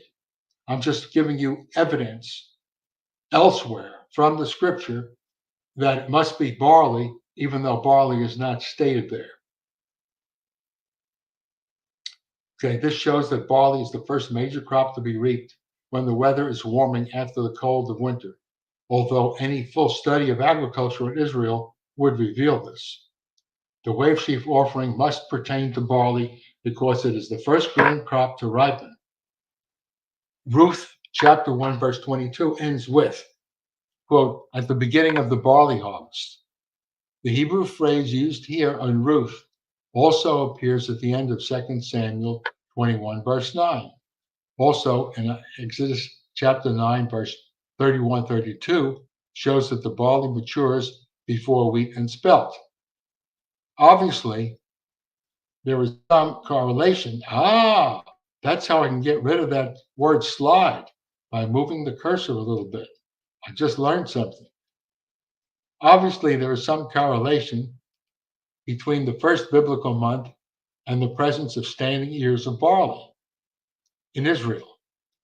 How precise is the correlation? In other words, yes, I'm in agreement that there's a correlation between standing ears of barley in Israel in the first month. But the question is, what is the correlation? How precise is the correlation? That's the key question. How precise is the correlation? The Hebrew words in Deuteronomy 16:9 and Leviticus 23, verses 10-14 are not precise enough to indicate any specific stage of growth of the barley. That's an important point, because we must look to the Hebrew as our guide. And the Hebrew, in those two places that make reference to the wave sheaf offering, the Hebrew is not precise enough to give you information about what stage the barley is in. It just does not. Chapter 7 on the hail plague. Now, this is one of the single most important aspects of this entire paper. It's probably the single most important thing because it discusses in great detail the Hebrew word Aviv. When we read in Scripture the month of the Aviv, it's literally what it says, or the month of Aviv, whether you put the word the in or you don't, but it's in the Hebrew. The Hebrew says month of the Aviv. The word Aviv is given twice outside of the phrase month of Aviv, or month of the Aviv. 6 times it appears the month of Aviv, but only twice outside of that phrase. One of those two places that occurs outside of that phrase is about the hail plague. And the hail plague gives us tremendous amount of important information, absolutely tremendous amount of important information about the word of the Aviv. Now, this information is never discussed by the Karaites in their history. And by the people who promote the use of barley for the first month, they don't go into the detail. And I am also thankful that a certain scholar, before the Aswan Dam was beginning to be built, decided to dig into this very heavily. This is a very, very significant thing. The biblical overview for the hail plague. The account of the hail plague, the plague of hail upon Egypt, appears in Exodus chapter 9 from verses 22 to 34. Verse 31 has a very significant use of Aviv in a meaningful context that provides excellent information regarding the meaning of Aviv. In order to squeeze out all of the meaning from the context, a variety of factors will have to be considered, including Egyptian climate, Egyptian geography, Egyptian topography, and Egyptian agriculture. It's an important thing. In Exodus 9, verse 22, Moses is given the instruction. This is a quote from the New Revised Standard Version, very accurate in this verse. Quote, "Stretch out your hand toward heaven so that hail may fall on the whole land of Egypt." Notice it says on the whole land of Egypt. On humans, on the whole land of Egypt, on humans, hail may fall on the whole land of Egypt, on humans and the animals, and all the plants of the field in the land of Egypt. Notice on the whole land of Egypt. It's not just in Goshen where the Israelites were. It's on the whole land of Egypt. By examining the Hebrew text for this, it will be noted that the Hebrew word kol, Strong's number 3605, occurs twice in this verse. First as whole, the whole land of Egypt, and second as all the plants. The word kol is flexible, could either mean whole or all. Notice it does not say all pertaining to humans and animals, because they may take shelter within man-made structures. The hail's not going to fall on the people unless they don't get in the shelter, but it's going to fall on all the plants and all the trees. It says all the plants of the field in the land of Egypt are mentioned. This verse provides a purpose for the hail, a purpose, namely that it reach exposed humans and animals and all outdoor plants. Verse 26 gives an explanation, an exception. New Revised Standard Version. Only in the land of Goshen where the Israelites were, there was no hail. No hail where the Israelites were, but everywhere else in Egypt, there was hail. Exodus 9, verse 24. A further aspect of this miracle is shown, New American Standard Bible translation now. So there was hail and fire flashing continually in the midst of the hail, very severe, such as had not been in all the land of Egypt since it became a nation. Now, that hail, in other words, you cannot judge by modern hail. That's the size of a dime or a quarter or even a $50. It never was that high ever before or ever again. It's the heaviest hail you could imagine. Here again, the Hebrew word kol occurs for all the land of Egypt, since it became a nation, all the land of Egypt. The severity was miraculous, so that one cannot discuss its damage effect in terms of normal-sized hail. Another interesting point here is that it describes Egypt as having become a nation sometime in the past. And what happened pertains to all of that nation. Verse 25 is especially emphatic because it mentions the Hebrew word kol 4 times. New American Standard Bible now, quote, and the hail struck all that was in the field, through all the land of Egypt, both man and beast. The hail also struck every, it's the word kol again, every plant of the field, and shattered every tree of the field. So kol, 4 times, every, all of Egypt. What is amazing here is that the Hebrew word for shatter is shibar, Strong's number 7665. And it does mean to break, shatter. It was such miraculous hail that it broke every tree of the field. Certainly not any animal or isolated hail, any normal or isolated hail, but especially severe everywhere that trees grew in Egypt. Now we're going to discuss where it grew. Not everywhere, because we're going to see about Egypt. Part B, understanding the crop growing region of Egypt and its lack of rain. In Egypt, the triangular delta region has one side bordering the Mediterranean Sea.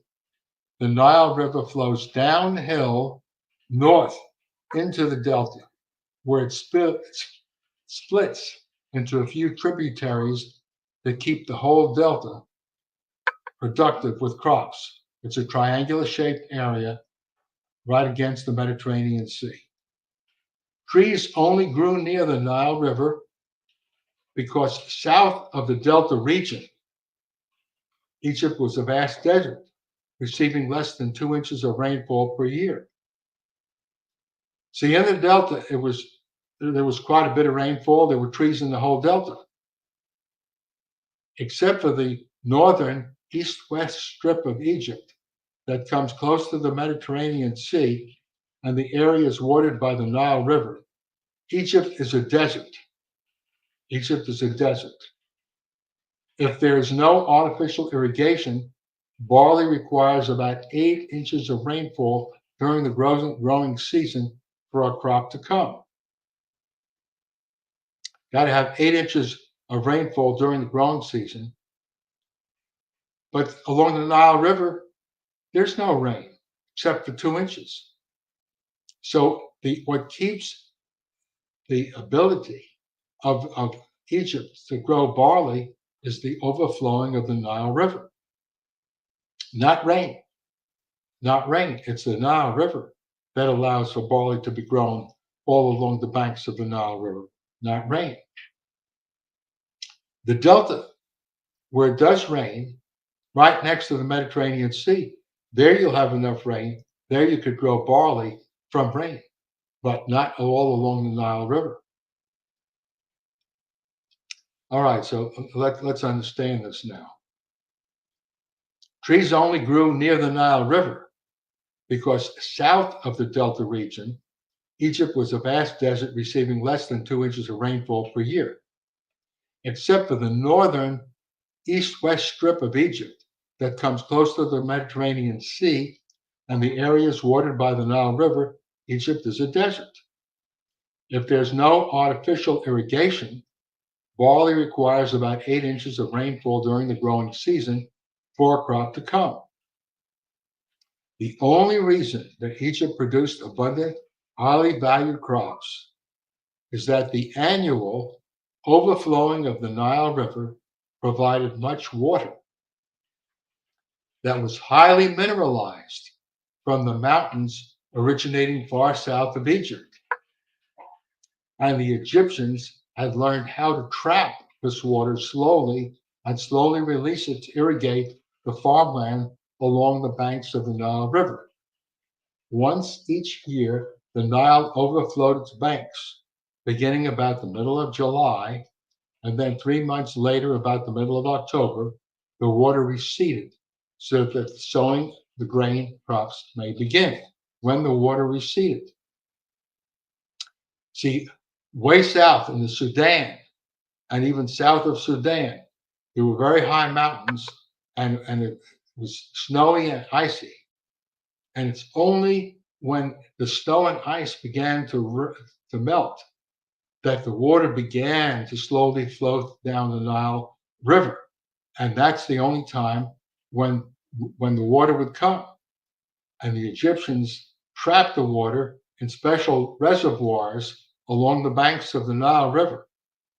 And then when the water stopped, they were able to plant the seeds when it was wet. And then during the growing season, they could slowly release the water that they trapped. And then they could grow the barley crop along the banks of the Nile River. And so that shows its growth. And so we have to get a picture in our mind of where barley was grown in Egypt. All along the banks of the Nile River it was grown, and in the Delta it was grown, but not elsewhere because it didn't rain elsewhere. Not enough rain to produce a barley crop. So we have to get the picture of this because we're going to study about the hail plague. So the source of the water for the Nile River is rain and the annual melting of snow, both from the high mountains of Africa south of Egypt, where the high elevation causes freezing conditions during the winter and the early spring. The sowing of grain crops in Egypt about the middle of October will soon cause these grain crops to remain essentially dormant during the coldest part of winter, and then slowly begin to grow with gradually developing when the temperature begins to warm. When the temperature begins to warm, that's when the dormant barley begins to grow stalks all along the Nile River. When a grain crop is dormant during the cold of winter, it is called a winter crop. Thus, we speak of winter barley and winter wheat when the context is during the months of October to May in the Northern Hemisphere. That's winter. It's a winter crop because it's dormant during the coldest part, and then as the weather warms, then it starts to grow and produce. With sufficient water from the Nile River overflow saved in huge containers, a second and third grain crop may also be grown later that year near the Nile banks. But that annual timing is not winter grain, that's later in the year. And that annual timing is not controlled by the natural cycle of the Nile River. That's only controlled by the release of captured water on banks of the Nile River along the natural cycle of the seasonal temperature. So you have to capture in your mind how the Nile River worked and the winter barley, which is the barley spoken of at the time of the hail plague. Ancient Egypt extends from the Mediterranean Sea to below the first cataract, a straight distance of 500 miles. That's as the crow flies, 500 miles. Although the Nile twists and is thus a little longer up to the first cataract. It's about 600 miles as it twists, but straight it's 500 miles. The first cataract is the first area of Egypt. South of that is the Sudan, which is not Egypt. In rounded numbers, the 500 miles is split into the northern 100 miles, the delta, the middle 150 miles, the heptanoma, Nomia, and the southern 250 miles, the Thebaid. Almost all the people of Egypt lived in the Delta region or near the Nile River to have access to water. All crops were raised in the same regions. The elevation above sea level at the most southern elevation above sea level is at the most southern city of Egypt, Syene, modern Aswan. The modern city of Aswan is where the Aswan Dam was built. Many of you have heard of the Aswan Dam of Egypt. And anciently and in the Bible, it's called Syene. Syene and Aswan are the same place. It's the city that is the most southern city of Egypt, Syene. And the Bible mentions Syene a couple of times. It borders the Nile River, and it's about 1,000 feet above sea level. That's all. Thus, for a twisted length of about 600 miles from the high point of Syene to the Mediterranean Sea, the downward slope of the Nile River was a very small angle, only descending 1,000 feet for that long length. Thus, the water of the Nile River flowed down very slowly, very slowly. Just think, 600 miles only going down 1,000 feet, making it easy for people to capture the water for later release to water crops. So you're trying to get the picture now of the whole scene for the hail plague. Nile River bed gets dry. The bed gets dry, but it's wet. That's when they plant the seeds in October. It's dormant during the winter, and it's only when the winter begins to warm that the crop begins to ripen. So you have to get a mental picture of what's going on. That's why we're taking the time to explain about the Nile River, where barley is grown, the time of the year that it's winter barley, and it starts to ripen as the weather begins to get warmer. Got to get the whole picture to see the whole scene about the hail plague. Part C, continuing with the hail plague, now that we got the picture of the whole thing. In the above verses from Exodus 29, verse 22, 24, and 25, the Hebrew word kol, all, occurs 7 times for emphasis. While it is true that in the Hebrew this word means almost all or all, and does not necessarily mean 100%, this does not affect the reasoning to be used from this. Exodus chapter 9, verse 31, 32 contains the Hebrew word aviv in this context of the hail plague. And that's why we're spending so much time, because the word aviv, month of aviv, is used in this hail plague. We're trying to see what the word aviv means from the full context of the hail plague. It's so important. Verse 31 says this, and verse 32, quote, and the flax and the barley were ruined. Flax and the barley were ruined because the barley was in ear aviv, and the flax was in flour, gavol. But the wheat and the spelt were not ruined because they ripen later. And the word ripen is implied, and it's understood. And it is true that wheat and spelt ripen later. That's true. And so it says that the barley and the flax, they were ruined. By what? The hail that went all the way down through the entirety of Egypt. And so we can see that the flax and the barley were ruined, and it was ruined throughout the whole land of Egypt. The hail, the heaviest hail that ever was or will be, fell throughout the whole land of Egypt. And so the barley was destroyed throughout the whole land of Egypt. That is all along the Nile River banks and in the Delta, except in Goshen, where the Israelites were, except in Goshen. where the Israelites were. Okay. Here the entire phrase was in ear is given for the Hebrew word aviv. It's a good translation. Joseph McGill, a teacher of Hebrew to Jewish youths, on page 158 of his literal interlinear phrase-by-phrase translation, uses square brackets in writing was in the ear. Aviv is the word ear, and he adds implied in italics, in square brackets, was in the, in his literal translation. That's what it does mean. It implies it was in the ear. It was Aviv. But it was ruined throughout the whole land of Egypt, all along the Nile River.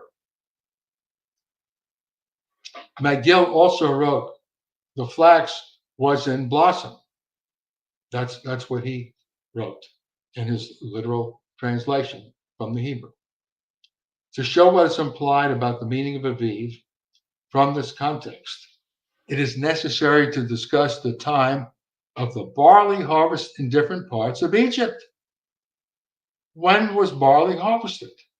In Egypt at that time.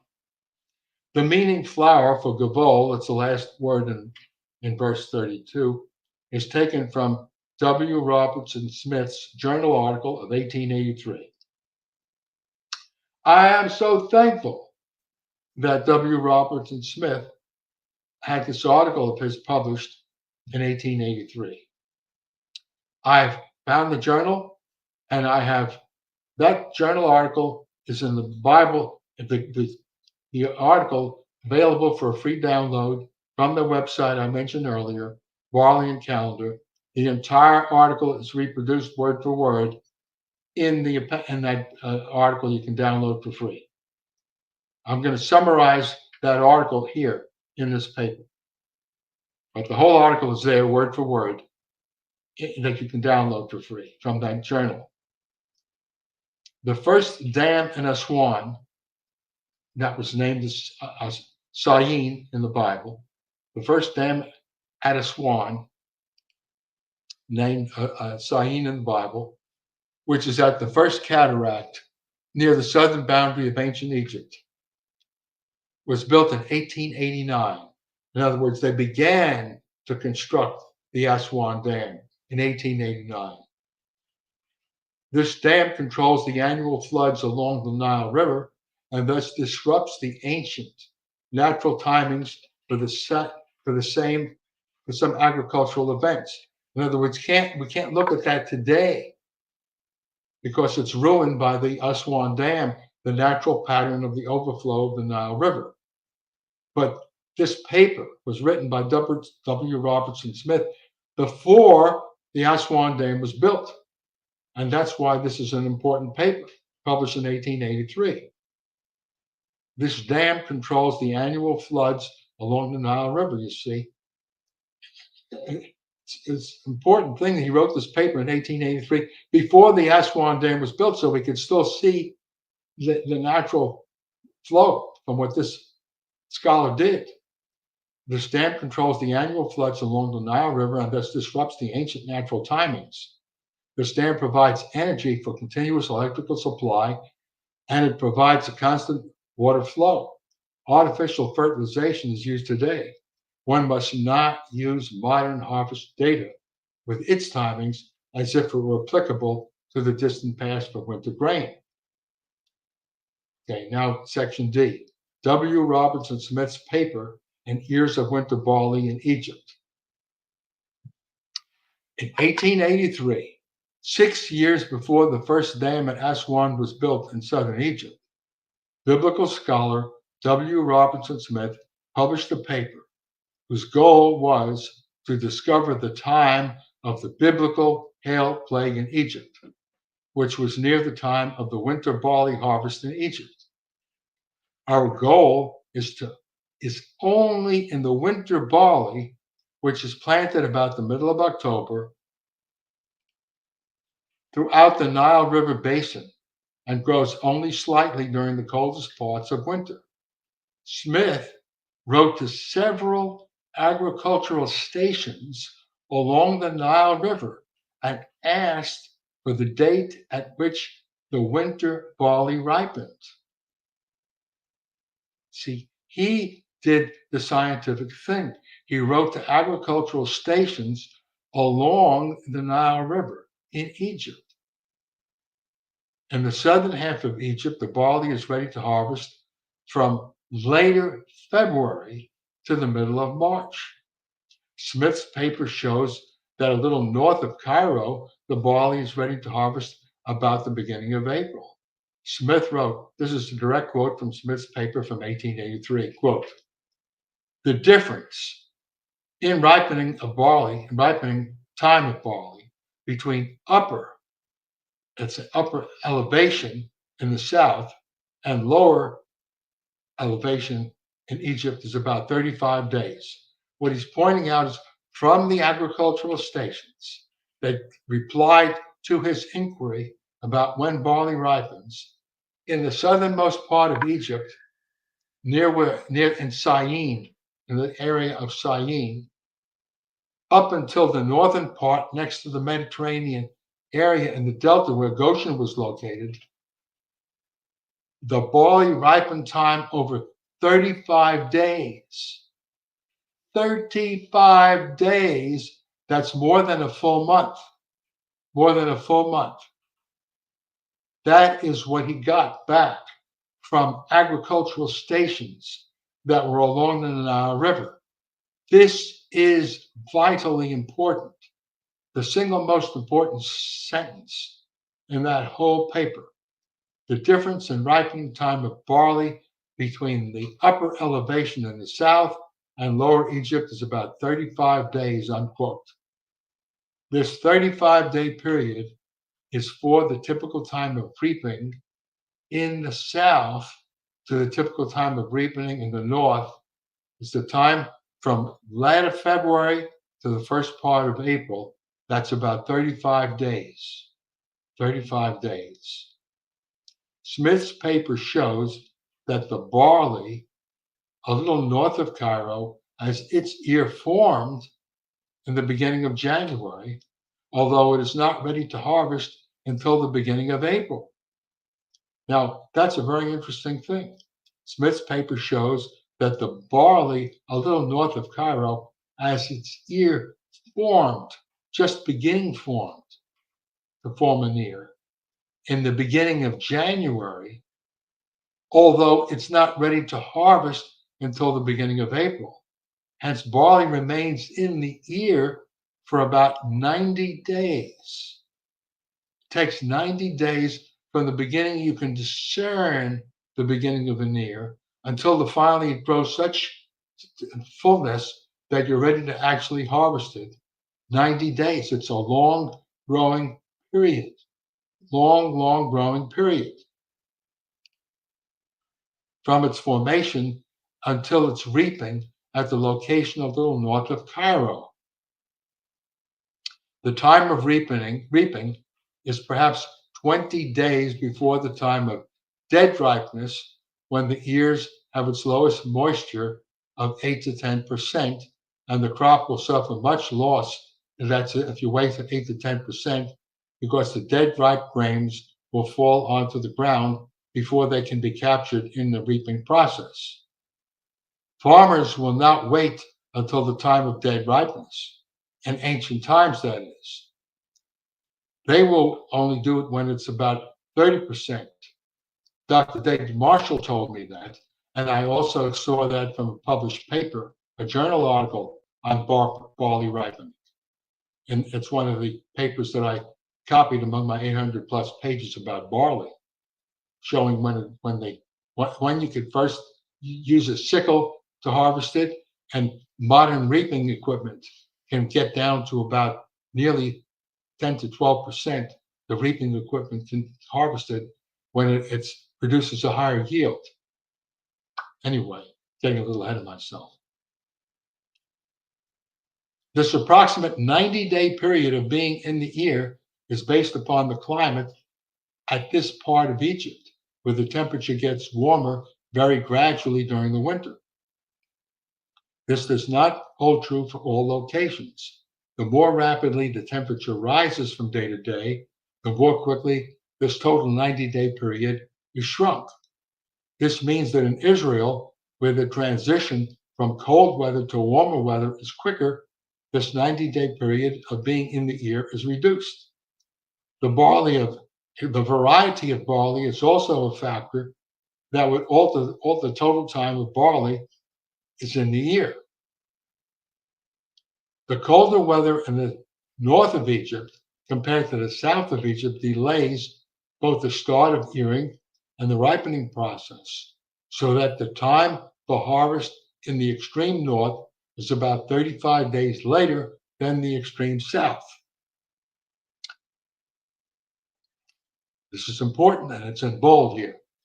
For winter barley in Israel, the total number of days from the beginning of ear formation until the desired time for harvest, from literature that I have read, is likely to be from about 50 days in the coldest area of Israel to 75 days in the warmest area. Each year, the actual time interval will vary because the temperature and the secondary factor of rain will vary. If it gets hot for a greater number of days with little rain, after the ear is formed, the time will be closer to 50 days. Michael Zohari, a professor of botany from Hebrew University in Jerusalem, wrote on page 76 of a book of Zohari, 1982, quote, barley ripens a month or more before wheat. Notice it says a month or more. The reason why more is because it depends on the variety of barley and the variety of wheat. In some varieties, it takes more than a month. There are certain genes in the barley that control the ripening time. There are certain genes in the wheat that control the ripening time. This implies that one might expect there to be more than a month's difference with many varieties of these two cereal crops, barley and wheat. One might approximate the time difference between reaping barley and wheat to be about the same as the 35-day difference from southern Egypt to northern Egypt for reaping barley. This means that when barley is reaped in the far north of Egypt, in early April, wheat is about ready to be reaped in the far south of Egypt. Because the wheat was not destroyed in southern Egypt at the time of the hail plague, this implies that the barley was not yet ripe in northern Egypt at the time of the hail plague. See, it's almost ready to be reaped in the south of Egypt, not quite that ready in the north. In other words, there's a 35-day variation in the time of the hail plague in Egypt. Not quite ready to be, but was almost ready to be reaped in the southern Egypt, a long way off in northern Egypt. That's the state of the barley at the time of the hail plague. It was almost ready to be reaped in southern Egypt, and a long way, 35 days later, in northern Egypt. So we have to get a picture in our mind of the state of barley when the hail came. The state of barley when the hail came. Okay, part E, conclusion of the time of the hail and the meaning of Aviv. Based upon Exodus chapter 9, verse 22 and 24-25 mentioned above, the purpose of the hail throughout Egypt, and the fact that Exodus 9, verses 31-32 speaks in a general way for the effect of the hail, not confining the damage to some local region, we now consider the approximate time of this extraordinarily heavy, miraculous hail. The paper by Smith shows that in northern Egypt, the ear of barley is formed in the beginning of January. And in southern Egypt, the barley is ready to harvest in the latter part of February. Because it is warmer in the south, ear formation of barley south of the delta would have occurred before January 1st. Since the hail plague destroyed the barley in the southern part of Egypt before it was harvested in the latter part of February, the hail plague must have occurred before the latter part of February.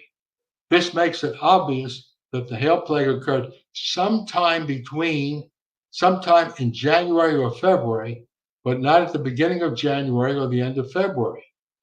This also means that at the time of the hail plague, the state of the barley in northern Egypt was at least 5 weeks prior to the time that was to be harvested in April.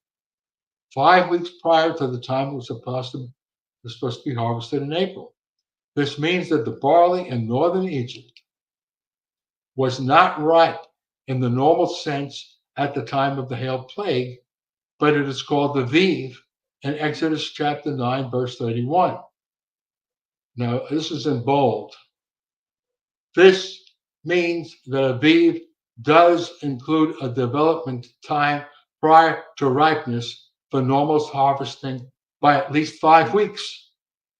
I'll repeat that. This means that a Viv does include a development time prior to ripeness for normal harvesting by at least 5 weeks. There are more facts in Smith's paper that allow us to improve the conclusion, but I'm not going to spend the time that Smith does in his paper.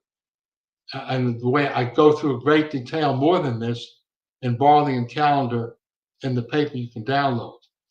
This is a summary. In 35 days, there are about 4 stages of the 11 total stages of barley ear development. 4 stages in those 35 days. These 5 stages are split into 3 phases. The middle phase is the dough stage, which has 3 stages. With a 35-day spread, the ears will encompass either the pair milk phase and dough phase, or the pair dough phase and ripening phase. Perhaps all 3 phases might even be represented. That's in the 35-day period. This is evidence from the Tanakh, that's from the Hebrew Bible, along with Egyptian agriculture, that the Hebrew word aviv has a wide range of meaning in stages of growth than a narrowly defined meaning of one stage. Now, see, what I want to try to point out over here is, yes, the Bible is the Bible is the Bible. We get our understanding from the Bible. But you see, if you take the Bible and you take a person and put him in an isolation booth and just give him the Bible and say, what can you tell me from the Bible? The person in an isolation booth only has the Bible. He doesn't know about Egypt. He doesn't know about the Nile River much. He doesn't know about the ripening time, about the Nile River, about how the ripening of the crop grows from south to north. But am I violating anything by finding out this additional information? Certainly not.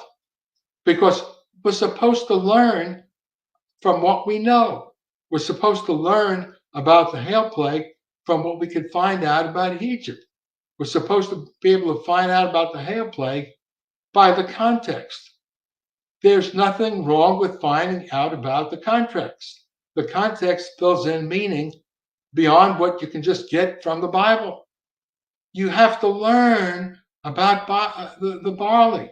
You have to learn about agriculture. You have to learn about Egypt, about topography, when the barley ripens anciently. You have to take time to study this. If you don't study it, how are you going to understand the hail plague? It requires study. I found one commentary on the hail plague that had a reference to that paper from 1883. Just one commentary of several commentaries on the hail plague. I found one commentary about showing the paper, and I had to go ahead and find that paper from 1883 and then study that paper before I could, and get a map. I had to get a map of Egypt with all of these places written down along the Nile River. I didn't know where those places were. had to get a detailed map of Egypt, see where these things were, and finally figure out what's going on from the paper. I had to read that paper 3 times before I suddenly jumped up about 3 feet in the air and I finally understood what it was saying. I read that paper 3 times before I understood what it was saying and recognizing what significance it had. 35 days for the hail plague of the ripening of barley, how it varied throughout that whole period.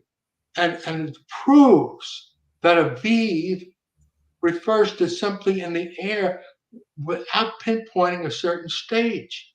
You see, there's 3 different groups of people that travel to Israel every year to look at the barley to determine when the first month occurs by the barley. And they look for a certain stage of ripening of the barley to say, now it's Aviv. Now we know when the first month occurs. They're looking for one specific stage of ripening of the barley. But the hail plague, using the word Aviv, representing all of the barley being destroyed because it was Aviv, representing several stages of growth of the barley called Aviv. Several stages are all called Aviv. Aviv, according to the Bible, does not refer to only one stage of growth.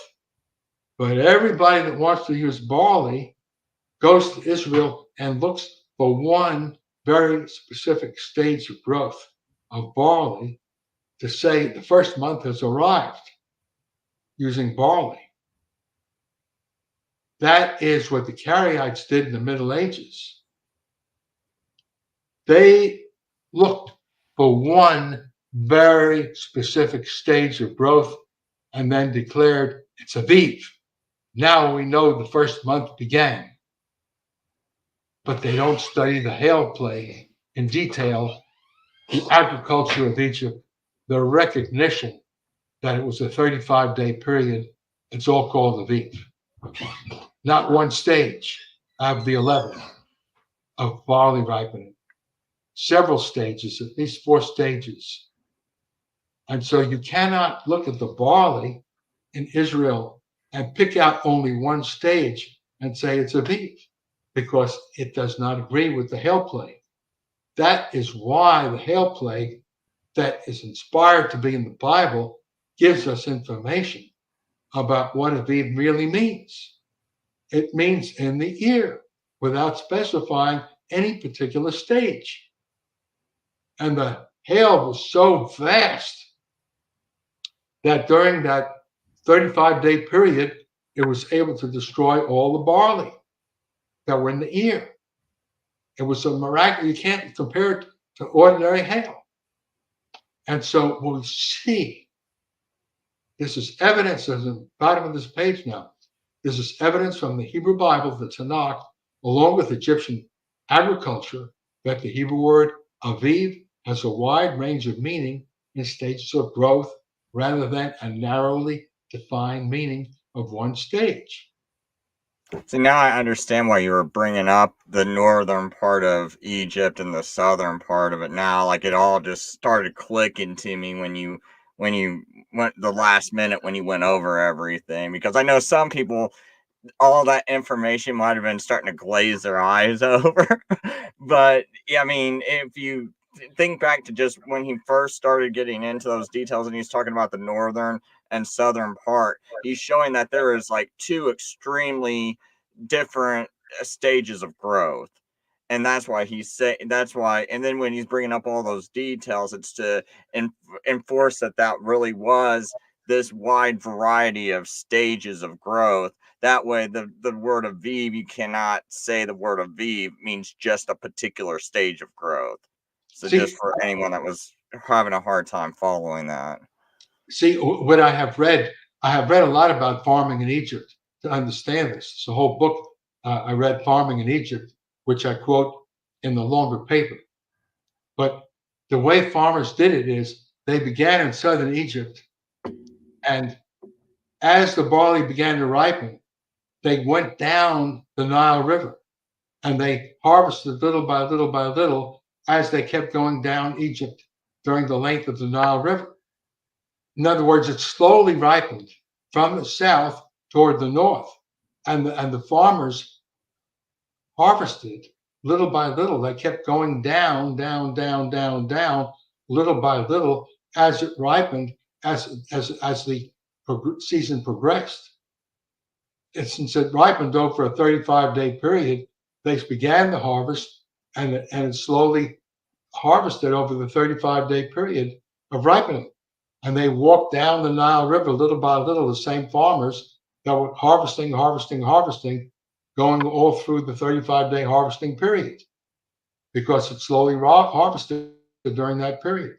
And so the growth was over a 35-day period in different stages of growth.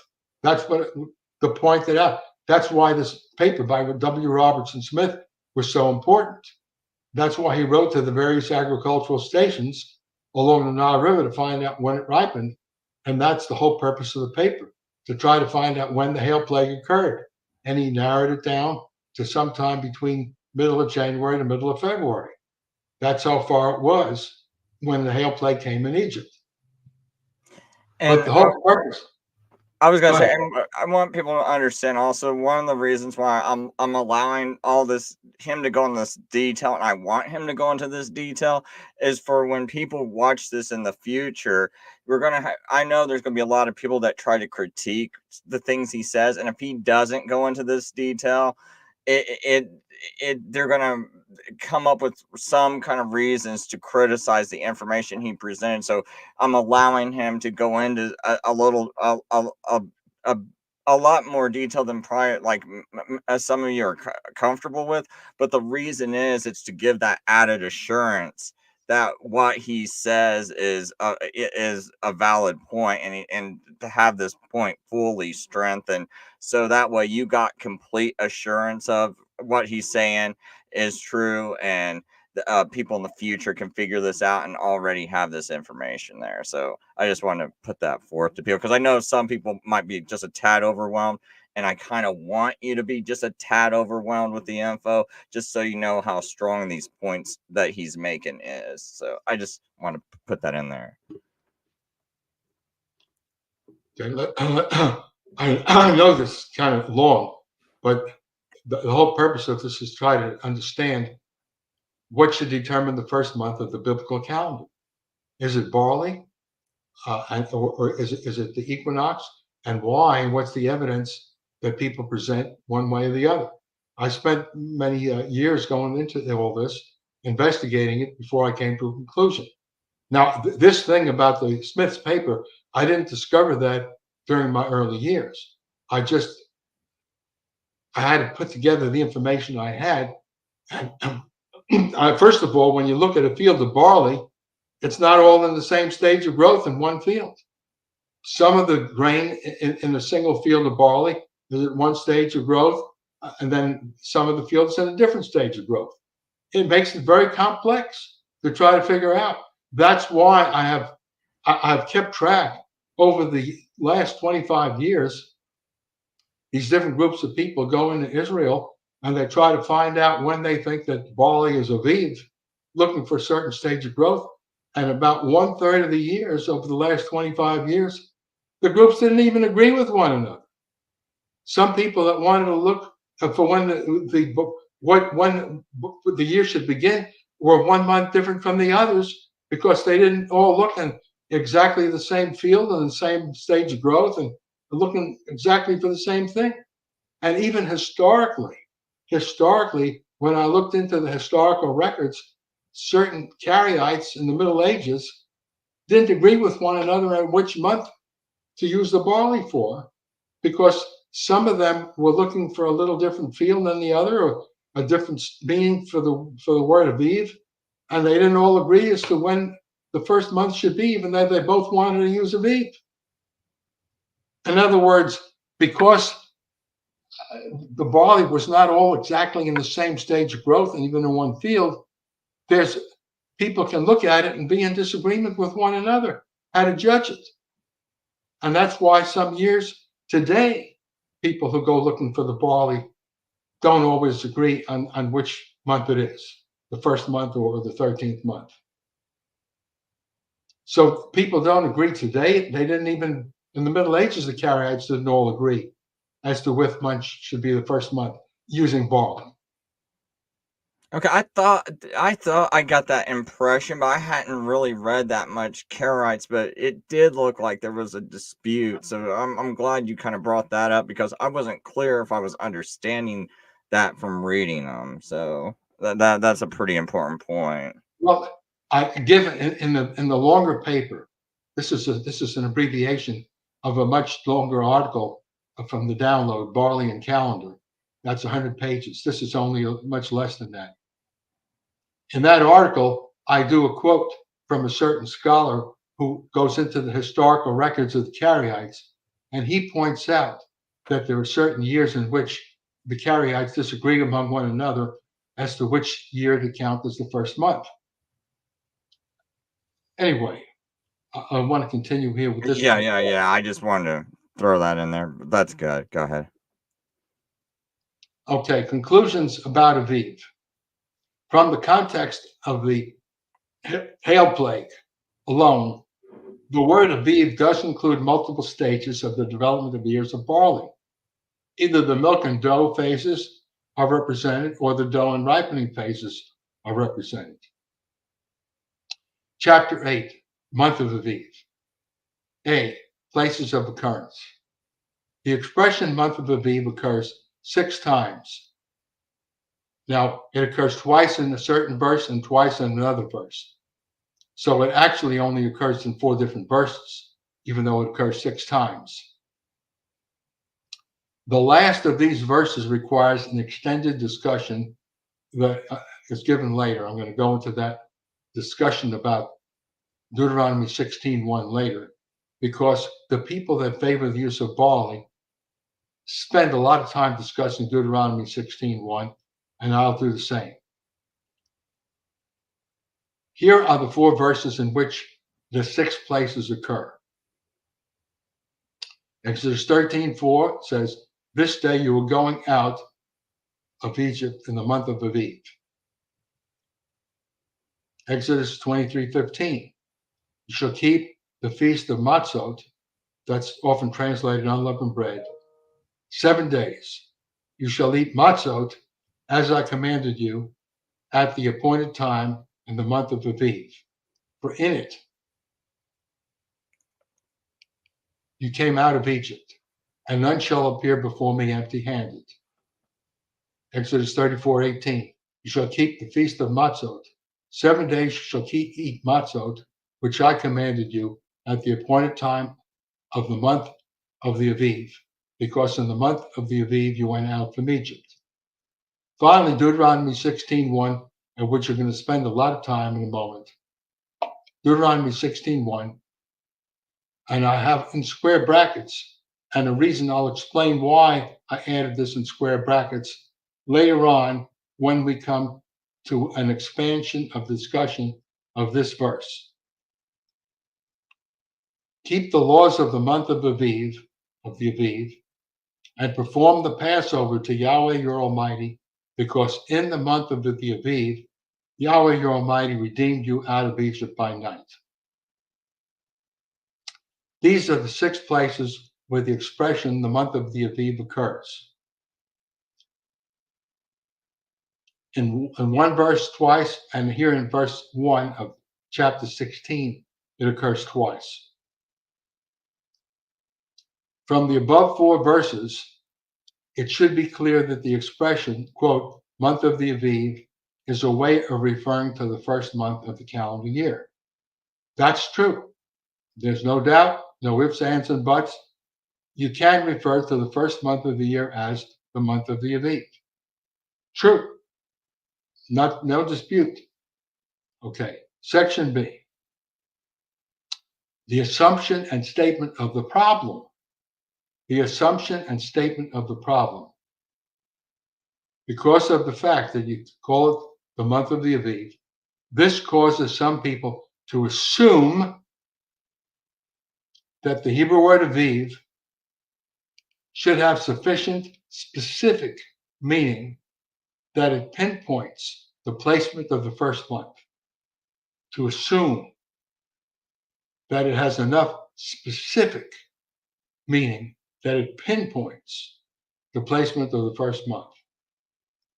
This assumption is not as solid as it may at first seem, because it is possible to understand Viv as a general characteristic of the first month rather than a solid definition to locate the first month. That's an important point I'm making here. It could be understood as a general characteristic of the first month rather than a solid definition to locate the first month. This is a statement of the problem. The statement of the problem is, quote, what does Aviv mean? That's the statement of the problem. What does Aviv mean? If one examines the word Aviv in several lexicons and dictionaries, as well as commentaries, it is seen that they do not all agree in their definition of Aviv. And they seldom explain the reason for their definition. How then do you determine the meaning of the word Aviv? It is not proper to simply pick your favorite lexicon and insist that its meaning is correct and all others are in error. The proper method is to examine the biblical context and let those contexts determine its meaning. You have to let the biblical context determine the meaning of the word Aviv, not lexicons that disagree with one another.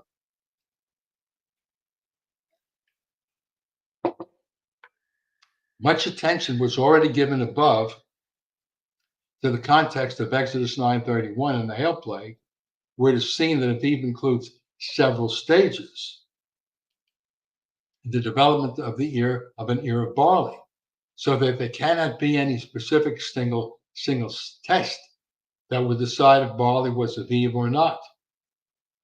Leviticus 2:14 is the only other place where the word Aviv occurs outside the phrase month of the Aviv. But first greater attention will be given to Deuteronomy 16:1. And that's because so much attention is focused on Deuteronomy 16:1 by people who want to use barley to determine the first month. So let's go now into deep detail about Deuteronomy 16:1. In order to arrive at the proper understanding of a biblical subject or verse, it is necessary to first understand the clear scriptures and then use information from them to eventually understand the unclear ones. Deuteronomy 16 verse 1 is an unclear scripture for at least the following reasons. I'm going to give several reasons why Deuteronomy 16:1 is an unclear scripture. The first Hebrew word in Deuteronomy 16:1 is shamar, Strong's number 8104, which has a variety of possible meanings depending on the context. It primarily may mean, quote, to keep a law, unquote, to observe by sight, to observe or protect, to celebrate a festival, or to guard as captives. And some of these meanings can overlap or blend. There is debate over the meaning of shamar in Deuteronomy 16:1. Second reason for the discussion about Deuteronomy 16. Second, some references have taken the meaning of Aviv from the Mishnah. The Mishnah is a rabbinic writing dating from about 200 CE or AD. The Mishnah was a a rabbinic document that the successors of the Pharisees wrote. That's the first of the rabbinic documents, is the Mishnah, the first part of the Talmud. As an early, and this is what the Mishnah says. The Mishnah defines Aviv as an early phase of ripening of grain. Although some translations, I have collected 5 translations of this section of the Mishnah where the word Aviv occurs. And I've given all 5 translations in that long document, Barley and Calendar. All 5 translations in English of the Mishnah in this section. They show a broader wording. So some have a narrow wording and some have a broader wording of the one place where Aviv occurs in the Mishnah. Without a thorough study of Exodus 9:31 and the hail plague in Egypt, in its agricultural, historical, climatic, and geographical context, one cannot appreciate the full scope of the meaning of Aviv, and therefore misunderstanding of the Aviv has perhaps been a cause of confusion over the meaning of Deuteronomy 16:1 by some people. And so the meaning of Aviv from the Mishnah is a source of confusion.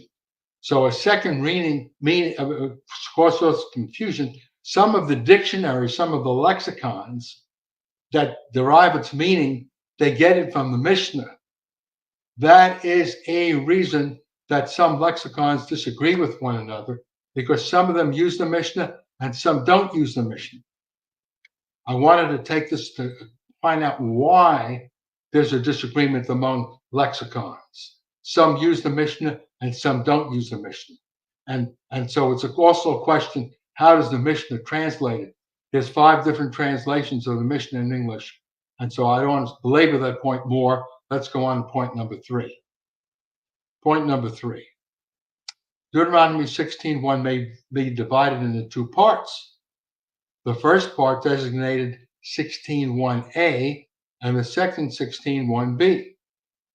The Hebrew word Kodesh, Strong's number 2320, occurs in both parts. This word, Kodesh, either means new moon or month, depending upon the context. The full Hebrew expression in which Kodesh occurs here is Kodesh HaAviv, which, in theory, can either mean the new moon of Aviv or the month of Aviv. This exact Hebrew expression occurs 6 times in Scripture. I've already quoted all 6 times. And here they are again mentioned. The context of the 5 places other than Deuteronomy 16:1a shows it to mean month of Aviv. Is it plausible to think that in Deuteronomy 16:1a this expression means new moon of Aviv, but in the second half of the same verse and everywhere else the same expression has a different meaning, meaning month of Aviv? The same expression has a different meaning? Some people think it is plausible, but in my opinion, it is quite unlikely for the expression to change its meaning in only the first half of the verse. You see, 5 of the 6 times it clearly means the month of Aviv.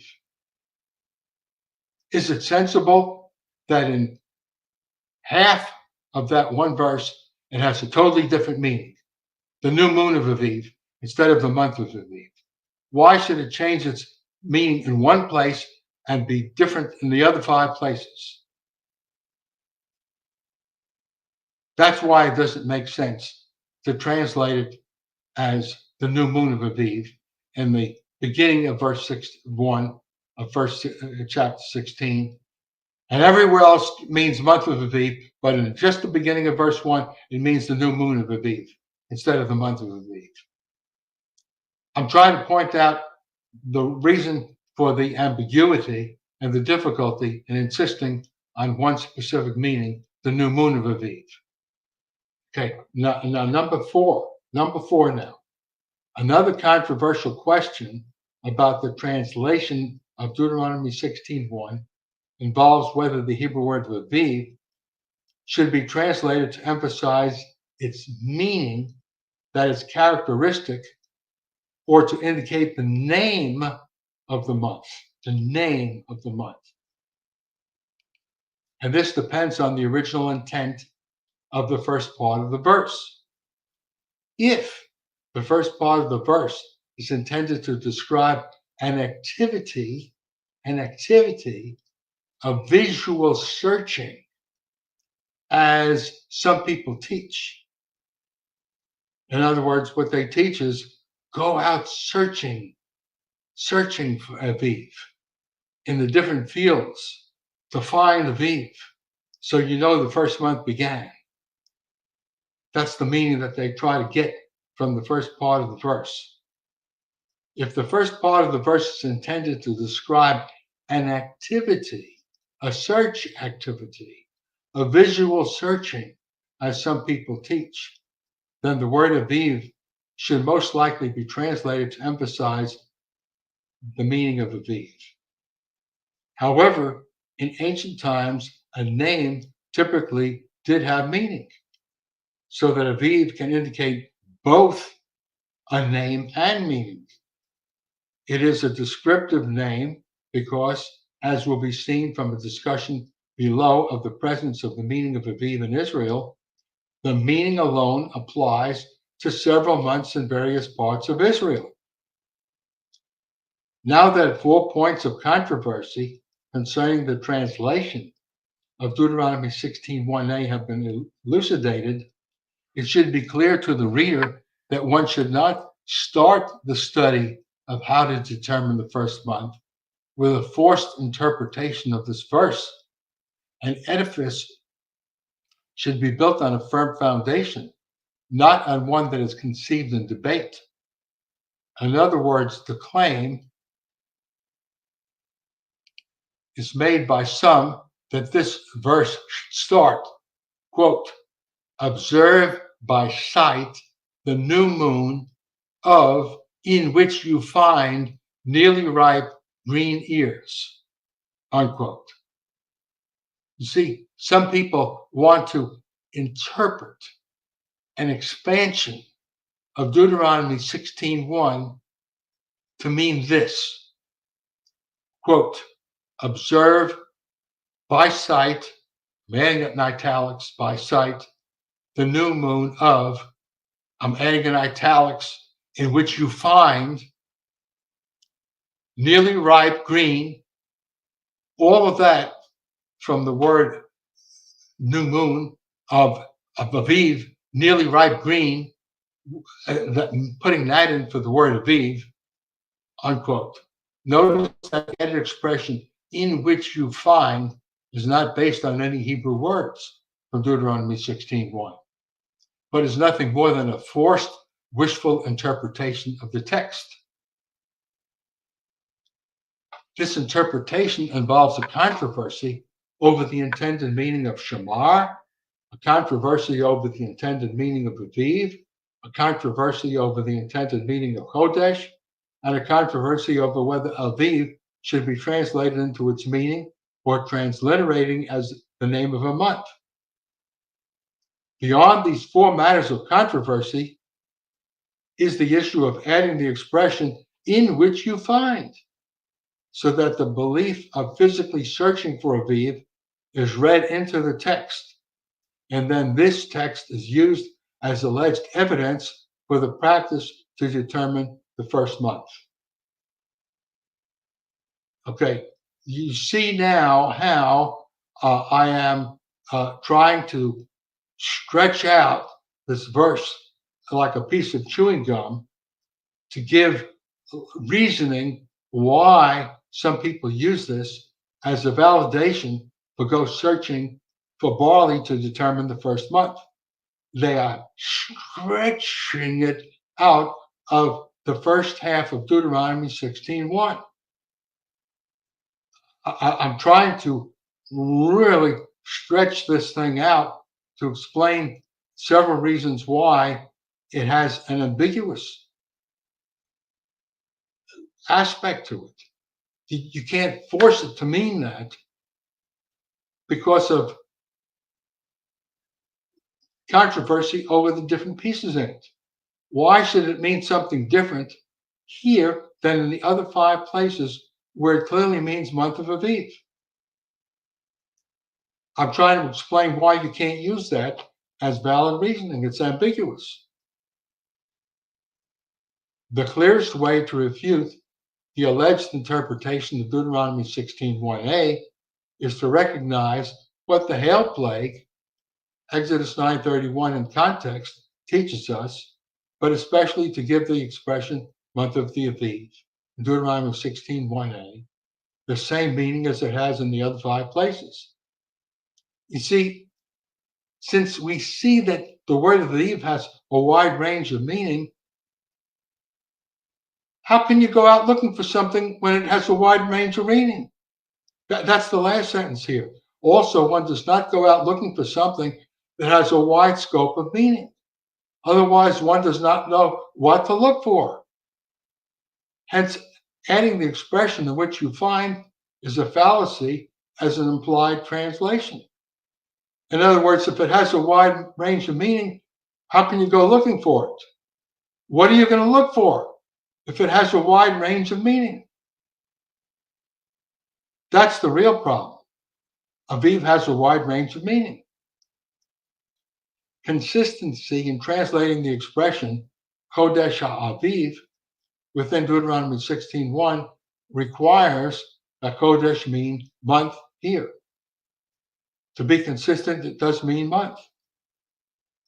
Deuteronomy chapter 5, verse 12 also starts with the Hebrew word Shema and means keep the laws of the Sabbath day. So that's why keep the laws of the Sabbath day, the laws of is implied when it says in Deuteronomy 5:12, keep the Sabbath day, to set it apart. That's what it says, keep the Sabbath day. It means keep the laws of the Sabbath day.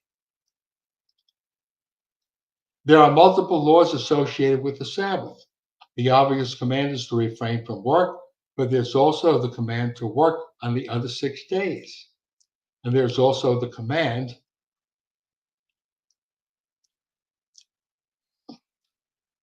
I think that I skipped something. Let me go back.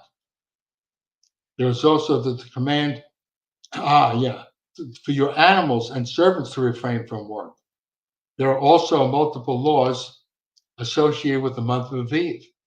There's the law to keep the Passover in the month of Aviv. There's the law to eat unleavened bread for 7 days in the month of Aviv. There's the law to refrain from laborious work on the 1st and 7th days of unleavened bread, as well as to participate in its sacred meaning, a holy convocation on the 1st and the last days. In other words, there's a lot of laws of Aviv. And I've iterated several laws of the month of Aviv. And that's why I added in italics, keep the laws of the month of Aviv. Just as I added in Deuteronomy 5:12, keep the laws of the Sabbath. I added the laws of the Sabbath, keep the laws of the month of Aviv in italics as the meaning of Deuteronomy 16:1. Keep the laws of the month of Aviv. So you can see how I'm taking the word Shema, translating and keep as keep to observe the laws of, as exactly as it is in Deuteronomy 5:12, beginning with the word Shema and applying that same concept to Deuteronomy 16:1. Keep, observe, celebrate. You celebrate the Sabbath. You keep the Sabbath. You celebrate the first month. You keep the first month. Shema means celebrate, keep. It doesn't mean going out looking for it with your eyes in the field. But that's the way some people want to take it. So I've really beaten Deuteronomy 16:1, hopefully fully. Chapter 9. The definite article before the word Aviv, because it says Ha-Aviv, Kodesh Ha-Aviv. Ha means the. Ha means the in Hebrew. So now I'm going to discuss the definite article before the word Aviv, ha, which means the. Keep the month of the Aviv.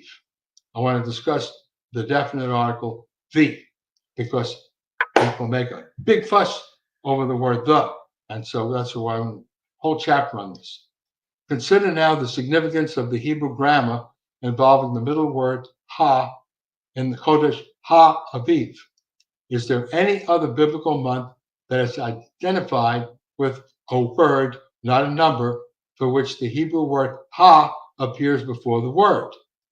In 1 Kings chapter 8, verse 2, it states, quote, and all the men of Israel were assembled toward the king Solomon in Yerach ha-Etanim, which is the 7th month. And here the word month is Kodesh, where Yerach is a different word for month at the feast. Both Yerach and Kodesh are translated month in the English. There's two different words in the Hebrew language that's translated month in English. One is Yerach and the other is Kodesh. They're both translated month. But once in this verse, it's said to be the month of Etanim, and in the other, it is called the 7th month. So once it's identified by a number 7, and once it's identified and as a name, Etanim. But notice the word ha, ha. The word ha is in the middle between month and Etanim.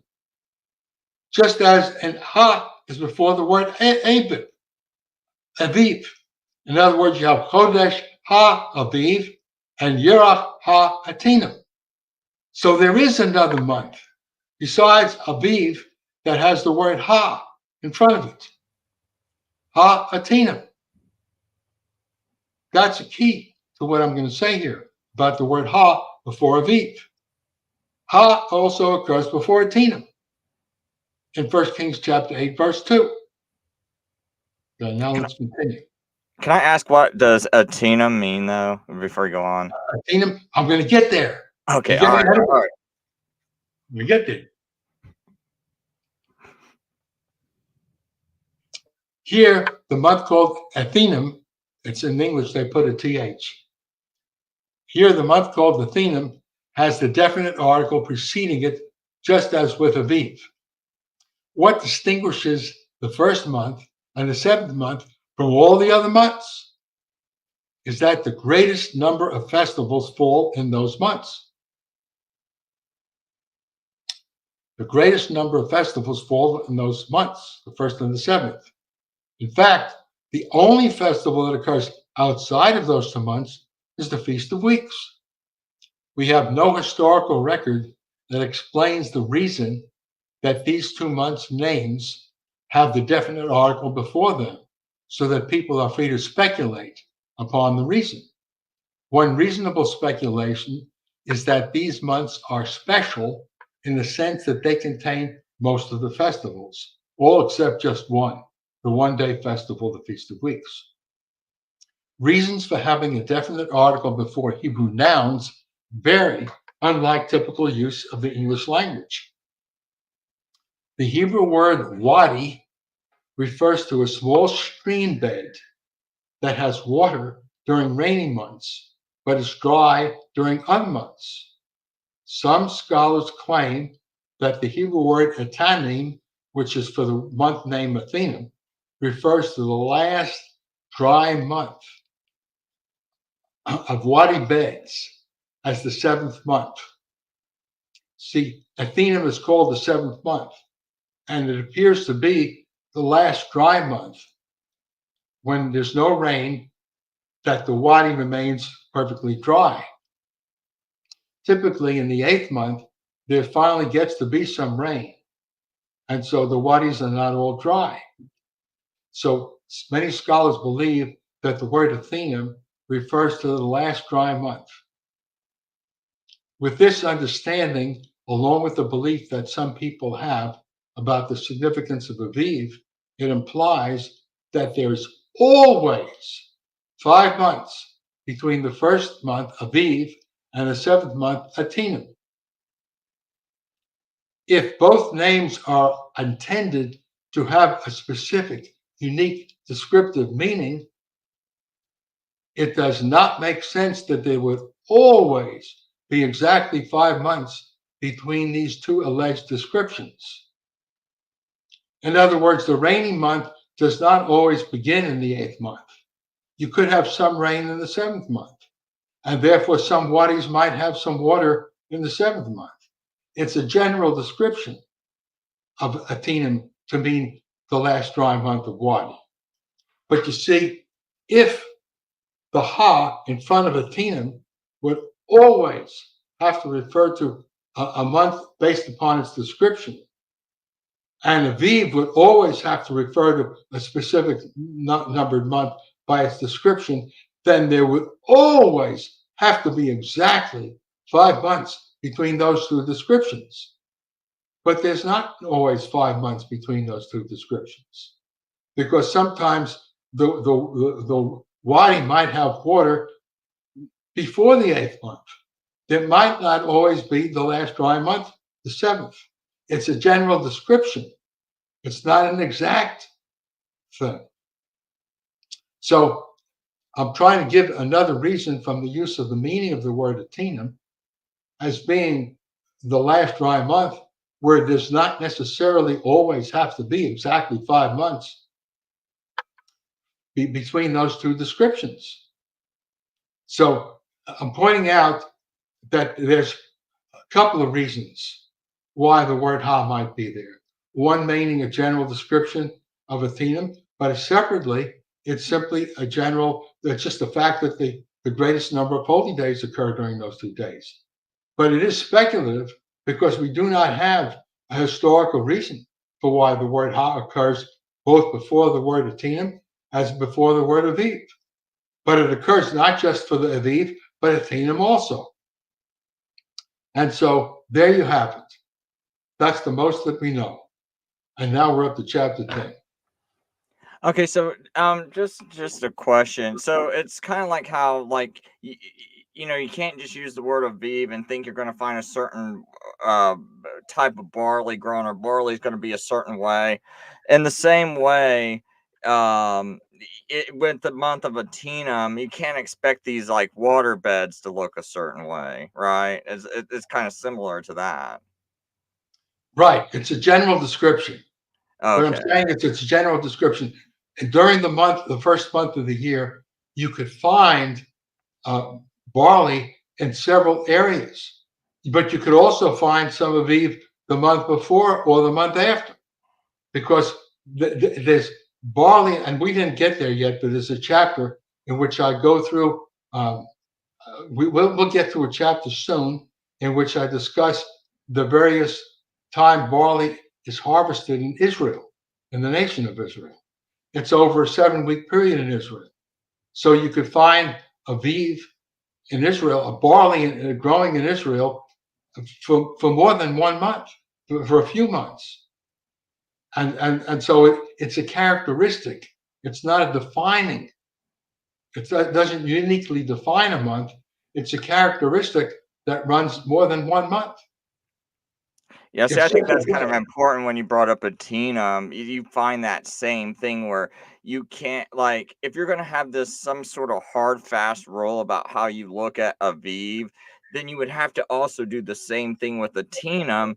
And if you do that, you're gonna have issues. And so it's gotta be like just a general state, both times. That's not like when you would start the month, or else you'd have to always start the month of Tishri right in this certain characteristic of a Tina, just like you're trying to look for some specific characteristic of a Aviv to start the month of Nicene. That's kind of how I'm seeing this. Well, it's true. In other words, you have to take the word Aviv as being a general description, not a definition. Right, right. I just want to kind of clarify because I want to make sure the audience caught that point, because I saw that point developing and I thought that was a really interesting point. So, Well, it is true that the first month has a name Aviv. In other words, you could look upon the word Aviv to mean the name of the first month, and it's generally descriptive, but the description does not apply only to that time. Right. Just like with a Teenum, basically. So, Right. okay. All right, we can go on. Thanks for letting me just kind of focusing for that on a second. Okay. Chapter 10, Leviticus 2:14, and Aviv. Leviticus 2:14, I'm going to give a literal translation of verses 14, 15, and 16. They are together as a unit. So I'm going to run through 14, 15, 16. Now, this is a very, very careful translation. I spent a lot of time on the Hebrew words here. Now, unlike Leviticus 23, verse 10, which we went through, where the word first fruits does not occur in the Hebrew, it does occur here. Leviticus 2:14 does have the very specific Hebrew word for first fruits, bikurim, which does not occur in Leviticus 23:10. Bikurim occurs here. It does not occur in Leviticus 23:10. It says that if you offer a cereal offering of first fruits, bikurim, to Yahweh, you shall offer ears, aviv, aviv. Here the word aviv occurs. And it explains how you offer first fruits. The purpose of this verse is to explain how you offer bikurim, first fruits. This has the word first fruits. The wave sheaf offering does not have the word bikurim, first fruits. There's a difference between this verse and the wave sheaf offering. This verse has bikurim. Wave sheaf offering does not have bikurim. This has the word first fruits. The wave sheaf offering should not have the word first fruits. There's a distinction. And if you offer a cereal offering of first fruits, you shall offer ears, roasted or parched. The word in the Hebrew could either mean roasted or parched, either one. Grain with fire.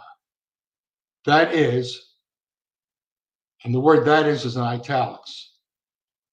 Fresh grain, crushed grain, for a cereal offering of your first fruits. Now, the word crushed simply means you're making cereal. It doesn't indicate a specific stage of growth. You could mash it, you can beat it.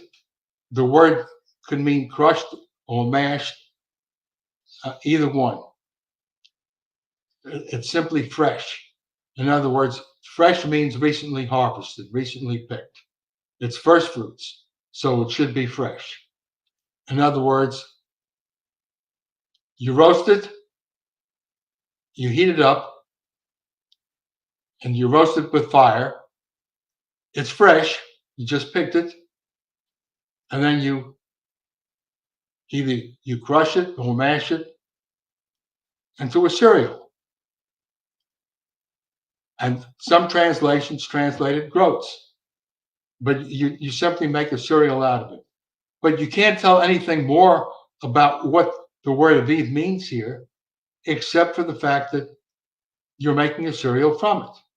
You don't know exactly what stage of growth it's in. It has to be useful because you're going to make cereal out of it. So in this particular instance, it's a stage at which it's useful. But it doesn't tell you what stage it's in. All you know is it's something, in this particular instance, it's something for which you can make cereal. That's all you can tell from it. In this particular stage, it's useful. And you could roast it, and you could mash it or something with it and make a cereal out of it. That's all you can tell from the verse. And continuing in the next verse, and you shall put oil upon it and lay frankincense on it. It's an offering. And the priest shall burn its memorial portion from its crushed grain and from its oil with all its frankincense an offering by fire to Yahweh. Note that Leviticus 2:14 does not mention any specific grain such as barley or wheat. It doesn't say that in there.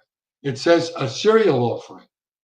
First fruits of a cereal offering could be first fruits of wheat, could be first fruits of barley, could be first fruits of spelt, any cereal offering. It doesn't necessarily have to be for the wave sheaf. The wave sheaf is not mentioned in Leviticus 2:14. It doesn't mention wave sheaf there. It doesn't mention barley there. It doesn't mention it's any cereal grain. If you can offer first fruits, this is how you do it. Doesn't mention the first month. Doesn't mention the first month. Doesn't mention wave sheaf. Doesn't mention any particular grain. Could be any grain. So note that Leviticus 2:14 does not mention any specific grain such as barley or wheat, so that it applies to all grains. There is no reason that this verse need refer to the first month because it may pertain to wheat, which ripens later than barley, and also because in northern regions of Israel, barley ripens later, so that it may be used in regard to the second month for barley. There is no reason to associate this with the wave sheaf offering because Leviticus 2:14 has the technical word for first fruits, bikurim, and Leviticus 20:10 does not have this word. The ears of barley cannot be used for food until the hairy outer husk is removed. You see, wheat does not have a hairy outer husk. Barley does have a hairy outer husk. The ears of barley cannot be used for food until the hairy outer husk is removed. The most natural way to remove the husk in small quantities is to roll the ears between your hands. This rubbing action will loosen the husk so that it may be discarded. Then the ear may be eaten if it is not very hard. However, if there is an easy way to remove the husk. That involves parching or roasting the ears before removing the husk. In other words, if you hold the ears before fire, then the fire parching it makes it very, very easy to remove the husk. And so that is a reason why Leviticus 2:14 says to parch it, roast it by fire, because it becomes very easy to remove the husk that way if it has a husk. Now I have a couple of reference points. Page 54 of Bender, 1975, it's a different reference, states, quote, a second disadvantage of wild grain is that it is difficult to remove the grain from the tightly fitting husks. It can be done by parching the grain prior to grinding, and this may have been the function of many of the clay-lined pits, sometimes filled with ashes, which are found on early farming sites, unquote. Then another reference, page 281 of Flannery, 1973, states, quote, man discovered that by roasting the grain he had collected, he could render the glooms so dry and brittle that they could be removed by abrasion. At several sites, this was accomplished by roasting the cereals over heated pebbles in a pit or subterranean earthen oven. That's a reference. From the above considerations, it is now plausible that the husk does not have to be removed before the parching or roasting begins. This implies that even if the stage of the ears is perhaps a little early for ordinary hand rubbing because the water content is somewhat high, first it may be parched and dried, and then the husk may be removed easily. The drying removes the messy aspects of the semi-liquid upon hand rubbing if the ears are in an early stage. Rubbing will be easier after parching and drying if the stage of the ear is a little early. The question of how early in ripeness the ears may be is debatable, but they may be certainly pre-ripe. In the text of Leviticus 2:14, it says to use aviv in a certain way that begins with carmel, and then the activity requires parching, roasting it with fire, and then crushing it to obtain edible cereal that some translations call groats or cereal. The meaning of carmel is fresh, not a particular stage of growth. Leviticus 2:14 shows how to offer first fruits offering of grain. It is an example of the use of aviv, not a definition of aviv. That's an important statement. It's an example of its use. It's not a definition. There are some people who want to try to stretch Leviticus 2:14 as if it defines aviv. The whole purpose of Leviticus 2:14 is to explain how to offer first fruits. It says, if you offer first fruits, this is how you do it. It doesn't say this is a definition of aviv. I'm trying to clarify the use of the word aviv here. The whole purpose of Leviticus 2:14 is to explain how to offer first fruits of a cereal. It's not to give a definition of aviv. I hope this clarifies. The flexibility of the language of Leviticus 2:14 allows the first fruits of the cereal offering to include multiple stages in the development of the ear of grain, and aviv is applied to such first fruits. This implies that aviv means ears without restriction to any particular stage or stages of growth, although for first fruits, it should have value. Okay, I'm going to go on to the next chapter, 11, involving Josephus. Leviticus 2:14, Deuteronomy 16:9, and Josephus. Josephus substitutes the name Nisan, or the nearest Greek equivalent month, Xanthicus, for Aviv, when he discusses the first month by name. He never uses a transliteration of Aviv in his Greek writings. In other words, he calls it Nisan or Xanthicus. However, in Antiquities, chapter 3, verse 251, the careful literal translation of Josephus given by Louis Feldman, and this is a reference work, which, again, in the Barley and Calendar, which is a 100-page document you can download, I give the exact reference so you can find page 304, in which Louis Feldman comments on Josephus here. Page 304 for the key portion of Leviticus 2:14 is, quote, this is a quote from the reference work, quote, after roasting and crushing, this is from Josephus. This is Louis Feldman's translation of Josephus. Quote, after roasting and crushing the bundle of ears of grain, unquote. Here Josephus refers to, quote, ears of grain, where Leviticus 2:14 has aviv. So he translates it ears of grain.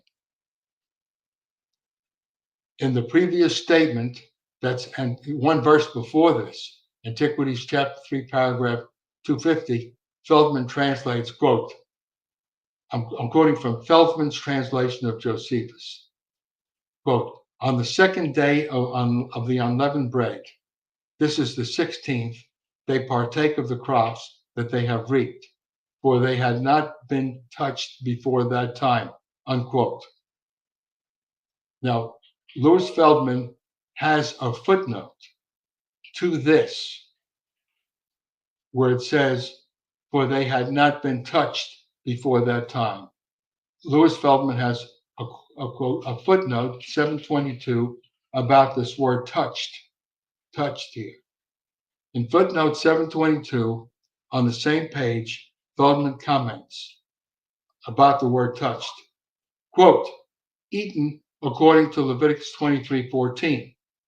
In other words, Feldman is using Leviticus 23:14, which we previously read. What you can't do on that day, you can't eat it, either fresh, parched, or made into bread. You can't eat it.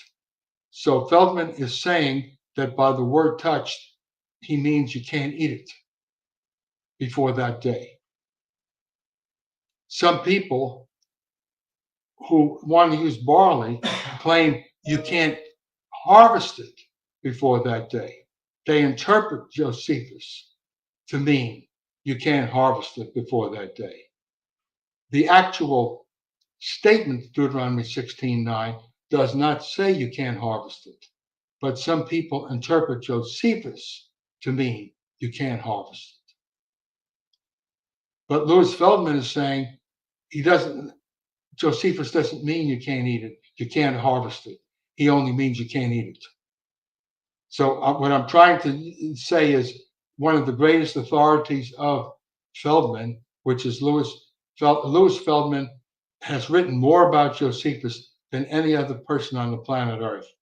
He has written 2,000-page books on Josephus. And he claims in this commentary, in this footnote, that when Josephus uses the word touch, he is only meaning you're prohibited from eating it by the word touched. People who want to use barley to determine the first month want to claim that Josephus is saying you're not allowed to harvest it. But they're not getting that from the scripture. They're getting it from their interpretation of Josephus. You understand what I'm trying to say here? Josephus did not attempt to narrow down the meaning of Aviv in any way when using the term ears of grain. He is simply referring to it as a context of Leviticus 2:14, in which he is paraphrasing it in that context. Josephus is just extrapolating in a certain way of referring to the days of unleavened bread. You could apply certain things happening during the days of unleavened bread in terms of Leviticus 2:14, even though Leviticus 2:14 does not restrict it to that particular time. All I'm trying to do is to take a statement of Josephus and to point out in a certain footnote of Feldman's commentary to it that it refers simply to eating. It doesn't have to do with harvesting. Josephus does not use the word harvesting. Josephus does not say you cannot harvest it before that day. He's simply using the word touched, which is ambiguous. It can mean touch your lips to it. It doesn't say harvesting. Josephus does not say harvest. People who want to use barley try to say it means harvest. It's ambiguous. That's the purpose of chapter 11, to try to explain that you're limited as to what you can get from Josephus from this. Yeah, that's a great point. Yeah, because if I would have read that personally and I just saw the word touched, I would have probably thought a similar thing if you hadn't have pointed that out. I just want to clarify that Josephus is ambiguous. He uses a word literally, which means touched, but it's ambiguous. And Louis Feldman is pointing out in his understanding of Josephus that it simply is intended to be a reference to what Leviticus 23:14 says, which means you can't eat it. Because that's what the country is prohibited from doing. They can't eat it until the wave sheaf offering day, which is what Louis Feldman is pointing out. He's not saying you can't harvest it, because Louis Feldman recognizes the ambiguity of Deuteronomy 16:9, that the language is not specific enough to say you can't harvest it, which is what I pointed out earlier when I discussed the Hebrew word kama. in Leviticus 2 and Deuteronomy 16:9. And I In think other words, that's Louis Feldman is agreeing with me that there's nothing in Josephus to insist it's talking about harvesting. right. And I think that's fair because, up until that point, you've also been planting the crop, taking care of the crop, and harvesting. It would just be an extension of all that. But yet, when you're eating it, now you're taking part of the fruits of your labor, right? But now Right. instead, it makes more sense that you want God to take part of those fruits of your labor first, then you take part of it. But up until that point, it's all you've been doing work, and so it still works. So that's another way to see that. You see, the point is that whether it ripens earlier than this or later than this, you're not allowed to eat it until the wave sheaf offering. You're allowed to harvest it because there's no verse that prevents you in the Hebrew from harvesting it. And Josephus is not insisting saying you can't harvest it. He just means you can't touch it to your lips. You can't eat it. That's the way Louis Feldman is interpreting it. All I'm trying to say is you cannot take a forced interpretation of Josephus to give it a scriptural meaning that the scripture does not say. Right. That's what I'm trying to say. All right, we're up to chapter 12. The ripening time of barley in Israel.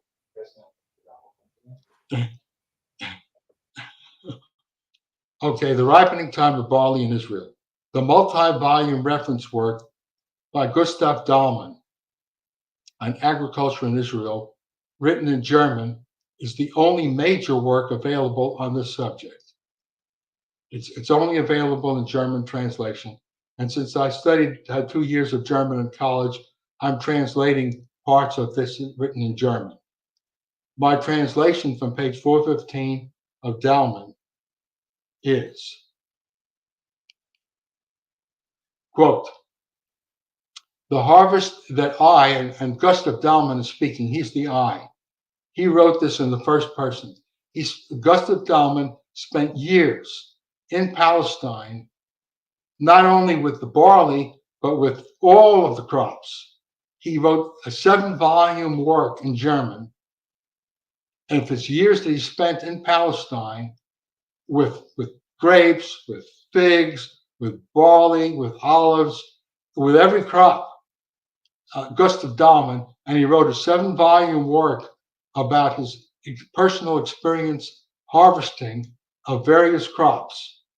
And so he is quoting, I'm quoting from him, translating it from the German. Quote, the harvest that I first observed at Jerusalem on May 8, 1925, was during barley and wheat blossoming, and in the middle of the same month, the barley harvest began, in which on May 21st, I used the ripping sickle. On May 19th, 1926, the farmers in Jerusalem saw the barley harvest nearly completed and the wheat harvest still remaining. In Jericho, the barley harvest is first permitted to begin about the middle or end of April. For on the 18th of April, 1909, I saw it nearly mature there. For the coastal plains, April can be predicted as the time of the barley harvest, May as the time of the wheat harvest. At Tiberias on the Sea of Galilee, one predicts the beginning of the harvest of broad beans, jointed vetch, and barley from the middle of April onward. Wheat harvest first starts in May and continues through July. And then there's some words I couldn't find the meaning of in the German dictionaries. For Bethlehem, May is the time of the harvest of legumes. June is the time of the harvest of barley. See, Bethlehem is high up in elevation. So because Bethlehem is high up in elevation, barley ripens later. So it says for Bethlehem, May is the time of the harvest of legumes. June is the time of the harvest of barley in Bethlehem. June is the time of the harvest of barley in Bethlehem and wheat. In general, for the beginning of the barley harvest in mountainous areas, one must wait until the middle of May. The beginning of the wheat harvest is sure to occur about the start of June. On the coastal plains and the plains of Jordan, the beginning will occur perhaps 14 days earlier.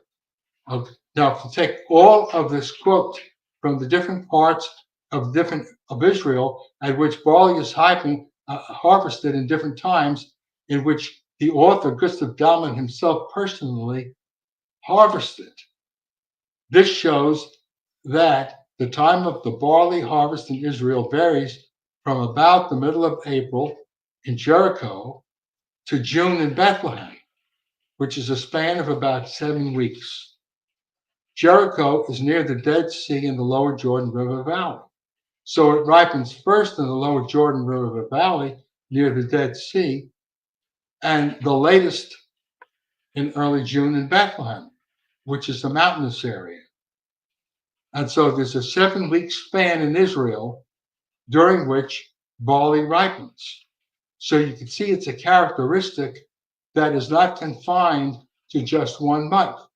It spreads out over a 7-week period, which is really more than a 2-month period that barley ripens. So ripening of barley is spread out. And notice it's the month of Aviv. It's not the month of first ripening. It doesn't say first ripening. It's something people want to read into it, and that's what they want to look for if they want to use barley. So you could see how they take a meaning of Aviv that's not part of the hail plague, read it into it, a narrow single stage definition of Aviv, and then take Deuteronomy 16:1 and change its meaning to meaning going out hunting, searching for barley.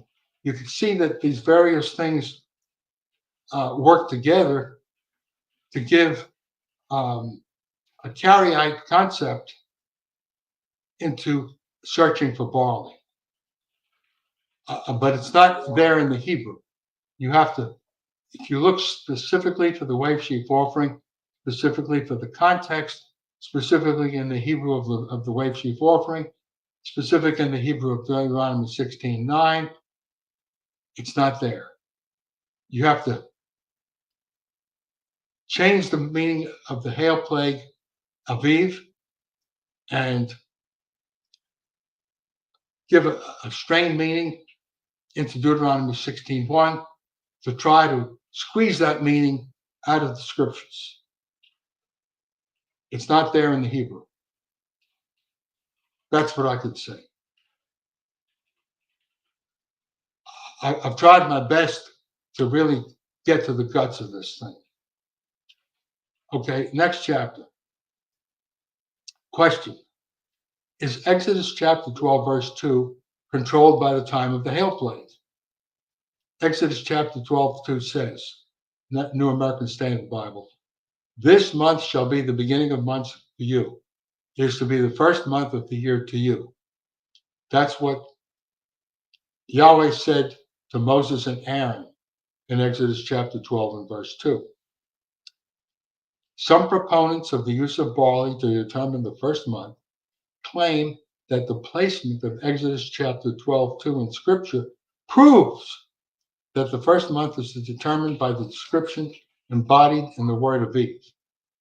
The problem with this claim is simply that the use of the word Aviv that precedes this, that's Exodus 9:31 in the hail plague, and that follows this, Exodus 13:4, month of the Aviv, are not in the same context with Exodus chapter 12 and verse 2. We've already shown from the hail plague that the hail plague occurred between the middle of January and the middle of February, which is a different context from the statement in Exodus 12, verse 2, this month shall be the beginning of months to you. One is the month of unleavened bread, which occurs a lot later than the hail plague in Exodus chapter 12, verse 2.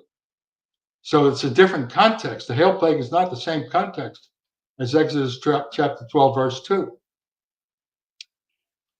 Based upon the reports of the ripe barley and early years of barley from Egypt, the hail plague occurred between mid-January and mid-February when translated into a modern calendar.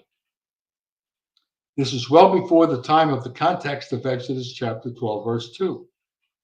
In Exodus chapter 12, verse 2, there is advanced instruction of what will soon happen in the first month. Then there is a discussion of what did happen. Then there is a discussion of what to do in future years.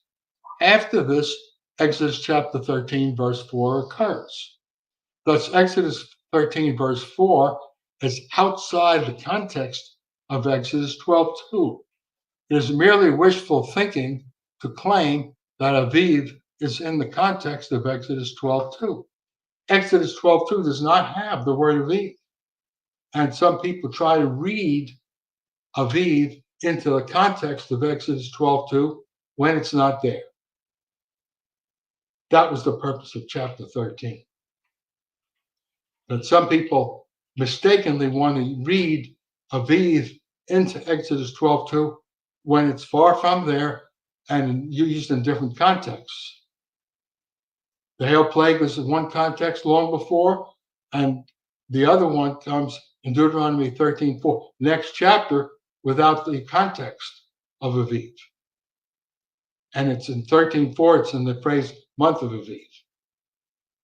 I'm just trying to show that the context of Exodus 12:2 does not have Aviv, and you have to try to force it in there when it's not in there.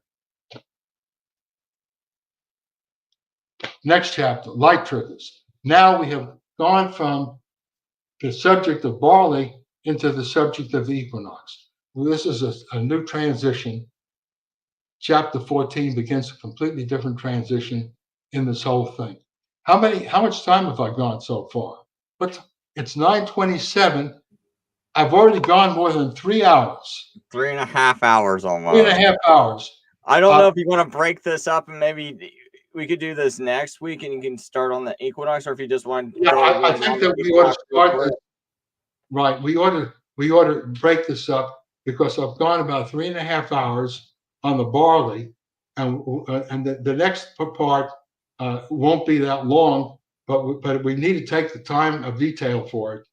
And I think 3.5 hours is enough in one session, which we've covered at least everything having to do with the barley of significance that I could see. But there's more detail if you want to go into barley and calendar, 100 pages in that document. But anyway, 3.5 hours, I think we've gone enough in this session. Maybe next week we'll discuss the equinox section. Oh yeah, I'd like to do that if you're up for it. I'm up for it next week.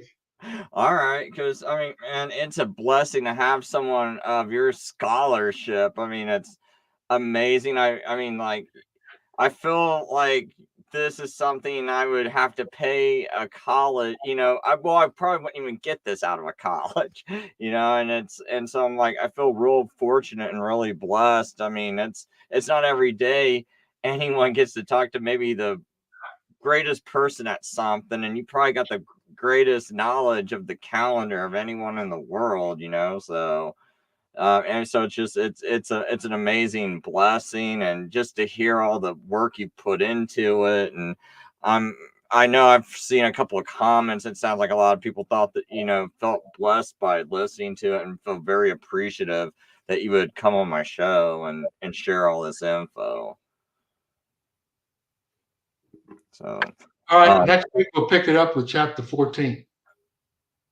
Oh yeah, definitely. And there's one point I do want to make about something you said earlier. It's you found this paper from 1860 something, and you said there's only one person that ever quoted that, and I just think that just shows the level of research you've done, and maybe how the lack of someone to even be at this level, the fact, because it's like they're not, because really other people that brought this up, it's like I could hear the inflection in your voice when you brought up that paper, and it's like only one person brought up this paper, yet you got all these people discussing it. And and so it just shows the intense, meticulous level of study you've done. So, Well, I want to make another comment here, and that is there's a certain German scholar.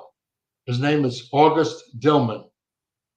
And the German scholar August Dillman also studied the time of the Hail Plague and came to the same conclusion that W. Robertson Smith came to, independent of him. And he wrote in 1880 in German a similar conclusion. And I have a quotation from August Dillman in the bigger 100-page plus page study. In other words, I didn't quote August Dillman here in this document, but if you look at Barley in the calendar available as a free download from the website, you will see my quote from August Dillman from 1880, in which he arrived at the same conclusion as W. Robertson Smith did in this paper. So that W. Robertson Smith is not the only source. There's a German source, August Dillman, that came to a similar conclusion, but that's in German. This is the source in English. well, I also think that's interesting that it's in German, because that means it's even probably more independent, because that's someone of even in a totally another language that came to the same conclusion. So Yes. What I'm saying is that August Dillman in German came to the same conclusion as this guy Smith, but he wrote about it in German. I think that's In 1880, he wrote that in German. His own studies came to the similar conclusion. I think that's pretty interesting. So is there anything else you want to share, or I'll just go ahead and end it here? Well, we might as well end it 3.5 hours. I've covered the whole subject about the barley, and I want to next week we'll carry on with the equinox. All right, sounds awesome to me. Because I definitely got a couple of questions about that too, so that'd be awesome. If you have any questions about this, I'll entertain a question. I'll see if anyone's got any more questions. If anyone out in the audience has any questions you want me to bring up to them before I let them go, I can keep this going for about another 10 minutes and then end it. But I haven't seen any questions, so we might be good. I don't know. I mean, you covered everything so thoroughly. I don't even know what to question about it. But here's another point. Between now and next week, if anyone contacts you and has other questions, you could raise them next week. Oh, yeah, and I can add them to that presentation. Yeah. Right. Yeah, so anyone watching this video, if you aren't watching it live right now, you can even leave it in the comment sections of the video, and I'll ask those questions next week. Right. Or even if you got questions about the equinox, add them to this video, and I'll make sure to get those in also. That's good. All right. Yeah, Stephanie says she'll send some questions, and Rudy says no questions here. It explained plenty. So I feel like everyone feels like you did a pretty good job. Well, this will have opportunity. Certain people who do accept the use of barley will undoubtedly have a chance to hear this. Maybe they'll ask questions. Who knows? Yeah, hopefully so. I'd like to see any kind of. I can't even imagine, unless they just want some clarification questions. But I mean, I don't even know what if it's a pushback kind of question. I don't even know what they're going to ask. Well, I believe it. There are many people that go out every year, send people to Israel, and they go looking for it. Oh, I've seen that, and I mean, honestly, if someone heard just this show, I don't even know why they would ever bother doing that anymore. I really don't. I mean, because I can't think of a reason to stay in that mindset after hearing, especially that part about the wide range of barley, the wide range of the word Aviv, and you going into that the Egyptian hell plague. I'm like, why? So But there might be someone. I'd be curious. Well, there are many. And it amazes me if someone's heard you go into this like this. I mean, it would blow my mind. Like I almost have to say they're stubborn, but but but I don't know. We'll see. But okay, it looks like we're good. So Herb, I'm just gonna go ahead and let you go, man. And thank you very much. And it's been a real blessing. It's a great way to kick off the month of Tishri. Because this is the first of Tishri. Right. That's That's right. another thing I saw people saying, 2 days ago saying it's the first of Tishri, and I saw people yesterday making videos saying that Thursday was the first of Tishri when the sun goes down. And I was like, and then even after the sun went down, I still saw people making videos saying it's the first of Tishri. And I'm like, has anyone seen the crescent moon? Because I looked at reports all over the world, and I saw no reports of someone saying they saw the crescent moon Thursday or Wednesday. Now, So, you also have a PDF of this document that I've been reading from, and you can give it. I can tell my son to add that document to the website. In other words, the video, the presentation that I've given here is available as a separate document. It's not yet on the website, but I can add this document to the website that all I've right, given the presentation from.